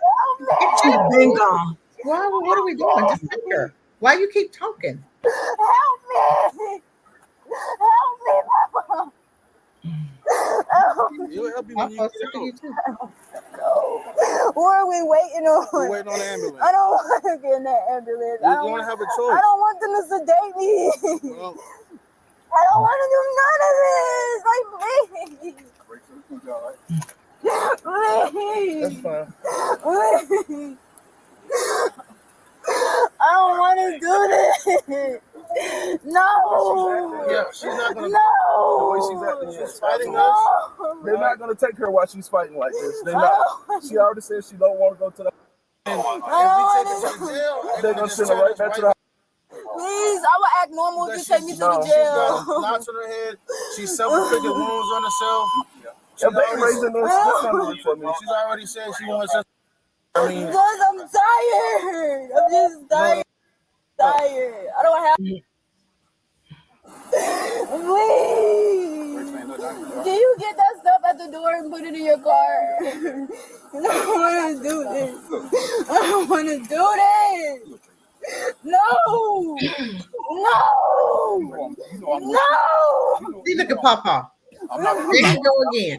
He needs to sit down somewhere. She do this every time. And she always plays victim. I don't want to go to training. I don't want to go there. See how she acted when Papa came now? Yep. He needs to go somewhere. Like when she came Please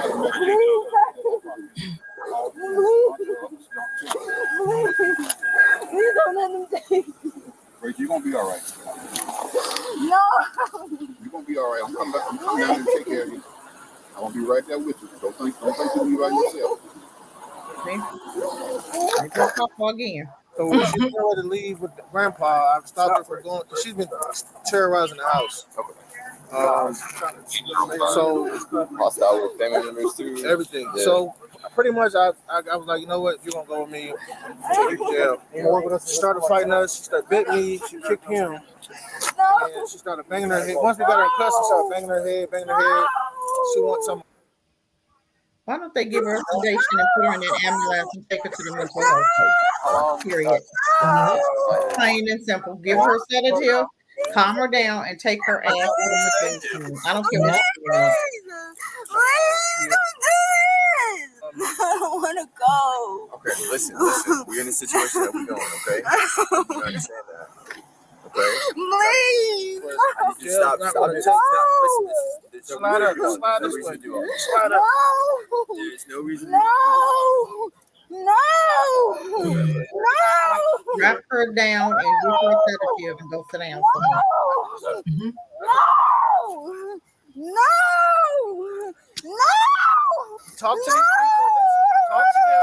I don't want to. You're gonna have to. I don't want to. I'm not trying to kick you. No, I'm not gonna kick you. That was an accident. I was gonna kick you. Ow. You're putting too much pressure on my shoulder right now. You're pushing up. Is that better? Okay. I don't want to do this.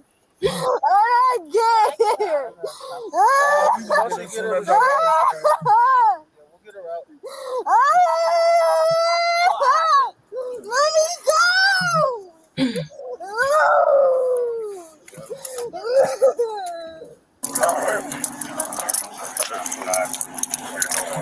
I'll do it.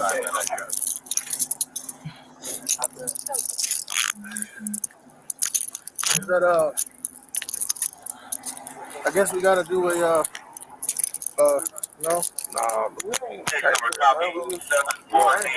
all right. 7:48. So you got bit? You good? Oh yeah, she didn't break skin. I just felt the teeth and I pulled my hand back. Sounds very good. Yeah. Did you get her information? Depending on how much I think maybe 30 minutes. Yeah. She did that to herself. She hit her head herself. So we just do the report. Yeah. The woman was charged with battery, resisting arrest, and trespassed from the home. Share your thoughts with us in the comments below. Trespass from the home. Thanks for watching, and remember to like and subscribe for more content like this. Oh, okay, that's good. That's good. But that mama still needed to be dealt with. She got off scot-free. Yeah. Scot-free. The mom paid nothing.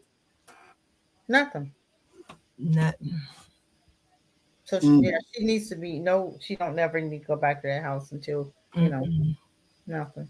Nope. The ending part was very, very sad and emotional. I actually shed a tear the first couple of times I watched it. It just got to me. It just was like, no. Very sad. And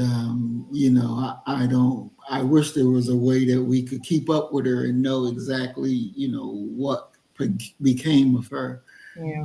But there's no way that I know of. And this is, a child in our nation. Mm-hmm. In this racist nation. How do you get like that? And it bothers me when I read comments about white children who shooting up schools, and we want to act like they're so perfect. Yep. That's what bothers me. When we're that blinded that we want to actually think that their children who's shooting up schools, killing their parents, sleeping with your animals is better and doing better, who's committing suicide, who's murdering their parents. Don't forget that now. Yeah. Yep. That's why children, they need to be separated. So I really do agree with our children separating from their children so that we can get our mental health right. Right. It has to start somewhere. Yep. And separation is key, period. That's the only way that we are going to get to the place where we can heal. Right. That's true. Yep. Mm-hmm. Wow. You know, I don't, when y'all, because both of y'all keep saying therapy.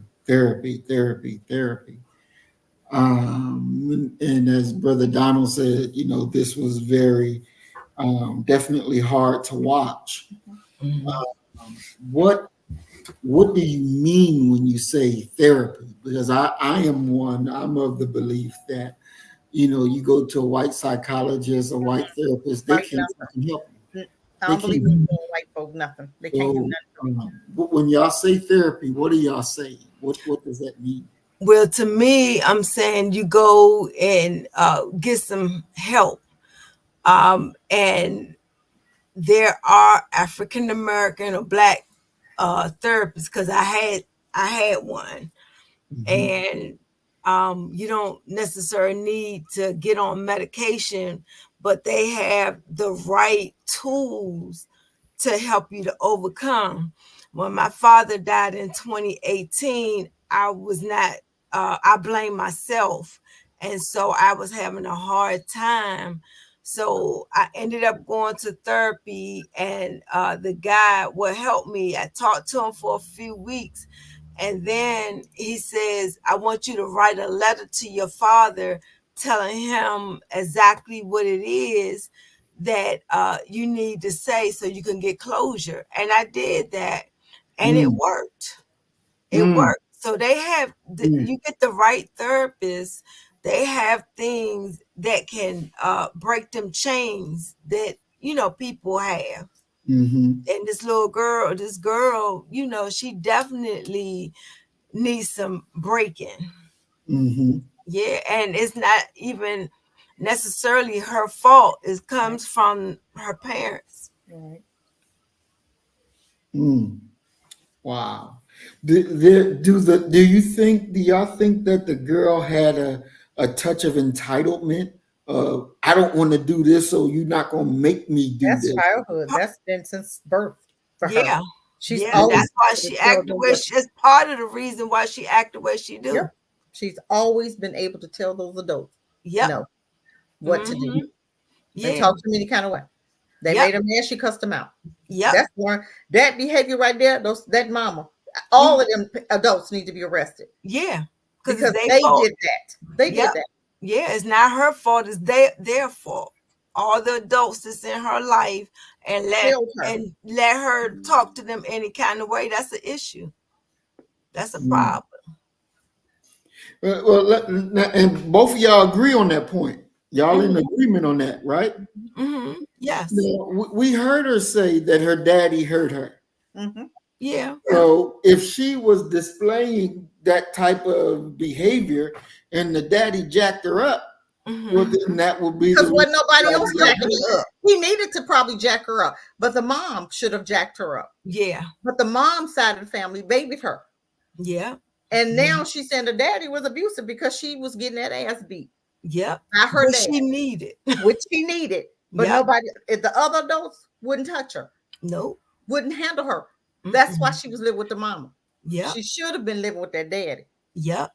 I believe that living with that daddy, if he wasn't abusing her, she would have a better outcome. Yeah. As far as what we're seeing. Definitely.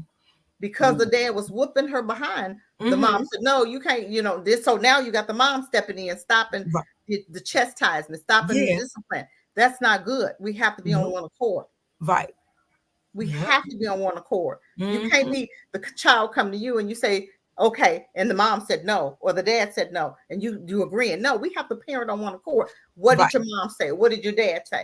Then that's what it is. Yeah. Plain and simple, because we're on the same track. Right. Exactly. So if he was beating her tail, you needed it. Yeah. But everybody in the house was babying her. Even Papa came out there. When he came out there and started babying her, what happened? The behavior started up again, didn't it? Yep. Move out the way, Papa. Get out the way. Because they was handling it, right? Because they weren't babying her. Are you noticing the men that's handling her, not babying her, is getting more respect from her? Right. Yep. Yeah. Yep. So when Papa come and do it, if you don't move out the way, you don't go sit down. You the issue. And just what he said, we all the issue. Right. We did this. Yep. We did this. Yep. Wow. So that's why we need daddies in the home. Yep. That's why we need fathers in the home. Exactly. Period. Yep. Children need both parents. Both parents. Yep. Whether you together, if you're not together, you still have children. Right. That the mom do 0 to 1, you do from 10, especially if it's a boy. That boy needs from 10 to 18, he needs to be with his dad. Yeah. Now the mom can do her little thing from 0 to 10, but from 10 to 18, daddy have him. Let him have him. Yeah. Because he needs that balance. Balance, right. Because the dad gonna have to get some of that woman, that female characteristics out of him. Because 0 to 10, that woman didn't put all her characteristics in him. Yeah. So you wonder why our boys switching. Yeah. You wonder why our boys is weak and they whining and they crying. I'm just saying, it's totally different when daddies was around. Boy, if you don't get up, boy, if you don't shut up, boy, if you don't stop crying. Okay, from 10 to 18, now the daddy got some work to do. But my thing is, if they both there doing the job and the mom step back, let the dad do it, you have a better household. Yeah, that's true. Because that's what he does. He's the disciplinarian. Yeah. Because mom ain't gonna, this baby, come on. Tommy, leave him alone. He okay. Yeah. No, that Tommy be Tommy. You go to the room somewhere if you can't handle it. Yeah. And let him do what he needs to do. Right. And we're not talking about abuse. Okay. We're talking about him chastising and disciplining and loving on his son. Right. Yep. So this is what's going on in our homes. Right. Yep. In our community. We got men get babies cross the street and don't even go see them. But you got Sally's babies. And you chastising and you keeping Sally's babies or Karen's babies. And they ain't even seen your own children. And walk in the same store, live in the same neighborhood. And they don't never get your child. Yep, that's crazy. Maybe Sally don't want them over there, but still, you don't want. Why would you want Sally if she don't want to be around your child? Exactly, it's a package deal. Exactly. Exactly. Yeah, and that's vice versa for these women with these boyfriends. Yeah, no, you got too many people around your children. Right. Too many exactly. people that shouldn't be around your children. They have dads. Yeah. Let their dad come get them. You got to work. Hey, Dad, Fred, bring your son to you. I got him doing the day. I got to work tonight. Bringing him at 3 o'clock. I'm gonna need you. You know what I'm saying? Yeah. Drop off your mom till you get off. Then you go get your son, and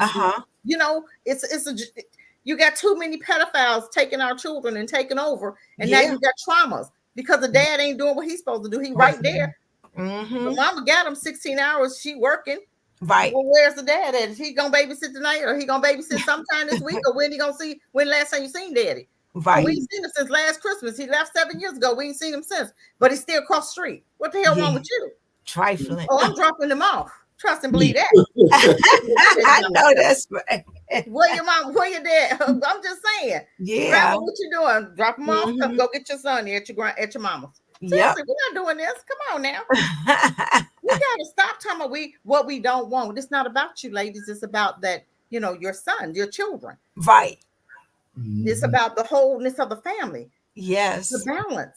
Without one parent, something's broken, something's lost. Right. You got this right here going on. Yep. And he probably don't even want her now because he wasn't there, so he can't handle either. So we'll just take on a vacation, hope and pray she don't act the fool while we're on vacation. Because she probably is. He say no. You know what I'm saying? Oh my God, you gonna take a where? Yeah. Exactly. You already know what you're dealing with. That's why he's not there, but that's his fault too. Because he should have been there. You gotta go get your daughter, and I don't care what you say. This is my daughter. I'm gonna chastise and I'm gonna do what I need to do. That's her dad. It's her father. I'm gonna handle my business. We gonna, train her up. That's what God said. They train her up, right? In the way they should go. Yeah. And we're not doing that. That's why they acting the fool. Yeah. You got them going to school with crazy Bobby who's shooting up schools. Yeah. Who's been torturing his cat all his life. Right. Exactly. Exactly. Yeah. Our children need to be separated from them little demons. Yeah. Them transfers of spirits. Yeah. Exactly. Exactly. Biden did us a favor by keeping his son to himself, didn't he? Keeping his son away from our children. I'm just saying, thank you, Biden. He's a pedophile son. I don't want my kids going. Well, thank God for that. I don't want your son next to my daughters anyway. Yeah. He thought he was saying something, didn't he? Yeah. I'm glad you didn't. Thank you. You kept our child safe. Man. Yes. We are at our time. We definitely went over by almost an hour, almost at 3 hour mark. It was only scheduled for 2, but didn't want to stop it. We were in such a good roll. But we're going to go ahead and switch to closing comments. Sister Valerie, we'll let you go first. This was really good. I really enjoyed the movies that we was watching, and the conversation was just good tonight. Just very good. Yeah. Definitely. And everybody can check out Sisters Valerie channel, Conversations with Valerie. And we were supposed to be putting together a program on her channel real soon. We got to work out some little things to get around, but it's all in the works. Yes. And it's definitely a pleasure to have Sister Valerie with us, and hopefully she can be with us every Sunday. Yeah. Yep. Definitely.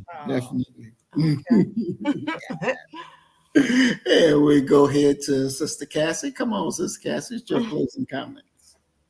Wow. You know what? This was an eye-opener show. We need more. We need more Black conversations. We really do. To really dig deep. And some of these conversations it's hard. These are truths that we need to face. And I hope we are facing them and not pointing fingers on whose fault. It's both. Moms, dads, grandma, grandpas. We have to get it together. Pointing fingers does nothing. It's not fixing the problem. How do we fix the problem? We come back together and we raise our babies. And we do the work on us before we have babies, especially when we coming from dysfunction. Why would you continue that dysfunction and not get the help that you need first? We have trauma therapists. There are therapists out there that deal strictly with trauma. If you've been touched, you've been beaten, you've been whatever, they're there to help you deal with that. Before you have babies, before you get married, before you get in relationships. It's called maintenance. I know Black folk hate to go to therapy. I'll go in a minute. I'm just saying, because I came from a horrible childhood. Dealing with a mom, product of rape. Come on now. I could have kept on, but I said, no, we have to do something different. We have to take care of those issues. Exactly. Because nobody's a perfect parent, but you go get the therapy. It works. It's not about them. It's about you dealing with you. Because even while you talking it out in therapy, you learning from it. You hearing yourself talk and you go, oh my God, the light bulb comes on. You be like, that's why I do what I do. That's why I do whatever. Right. That helps you to see it's for, you got more eyes besides yours. And they're hearing, and then they're asking questions to help pull that stuff out, to help you to recognize the triggers, to help you to recognize stuff in you that need to be tweaked. And you tweaking it as you go along. You may not stay in therapy 20 years, but as you need it, you go. It might be for one thing, for whatever reason. But go and get the help. Why continue to deal with that? If you know that that's stopping you from growing, if it's stopping you from getting ahead, if it's stopping you from getting that promotion, if it's stopping you in every job you've been fired from, if it's stopping you from being the best you, then go get some help. What are we doing? Stop ignoring the problem. We have stuff in our community. We know that. Let's deal with it. It's not our fault, but we can take care of it as we see it come up. We don't have to leave it there. We know DNA and drama and trauma was passed down, but let's see it and deal with it. I rest my mic. Definitely. All right. Thank you, Sister Cassie, and thank you, Sister Valerie. I want to thank our audience for joining us tonight and sticking with us this long, 3 hours. But it definitely was worth it. It definitely was deep felt. As Brother Donald said, this hurt deep, the way this was broken down. And, you know, it does hurt, but with the right guidance, we can heal. Yep. And I believe that what we touched on tonight is a part of that healing process. Yep. You know, so the next title that we're going to be dealing with on Sunday, that title will be, Is There No Help for the Widow's Son?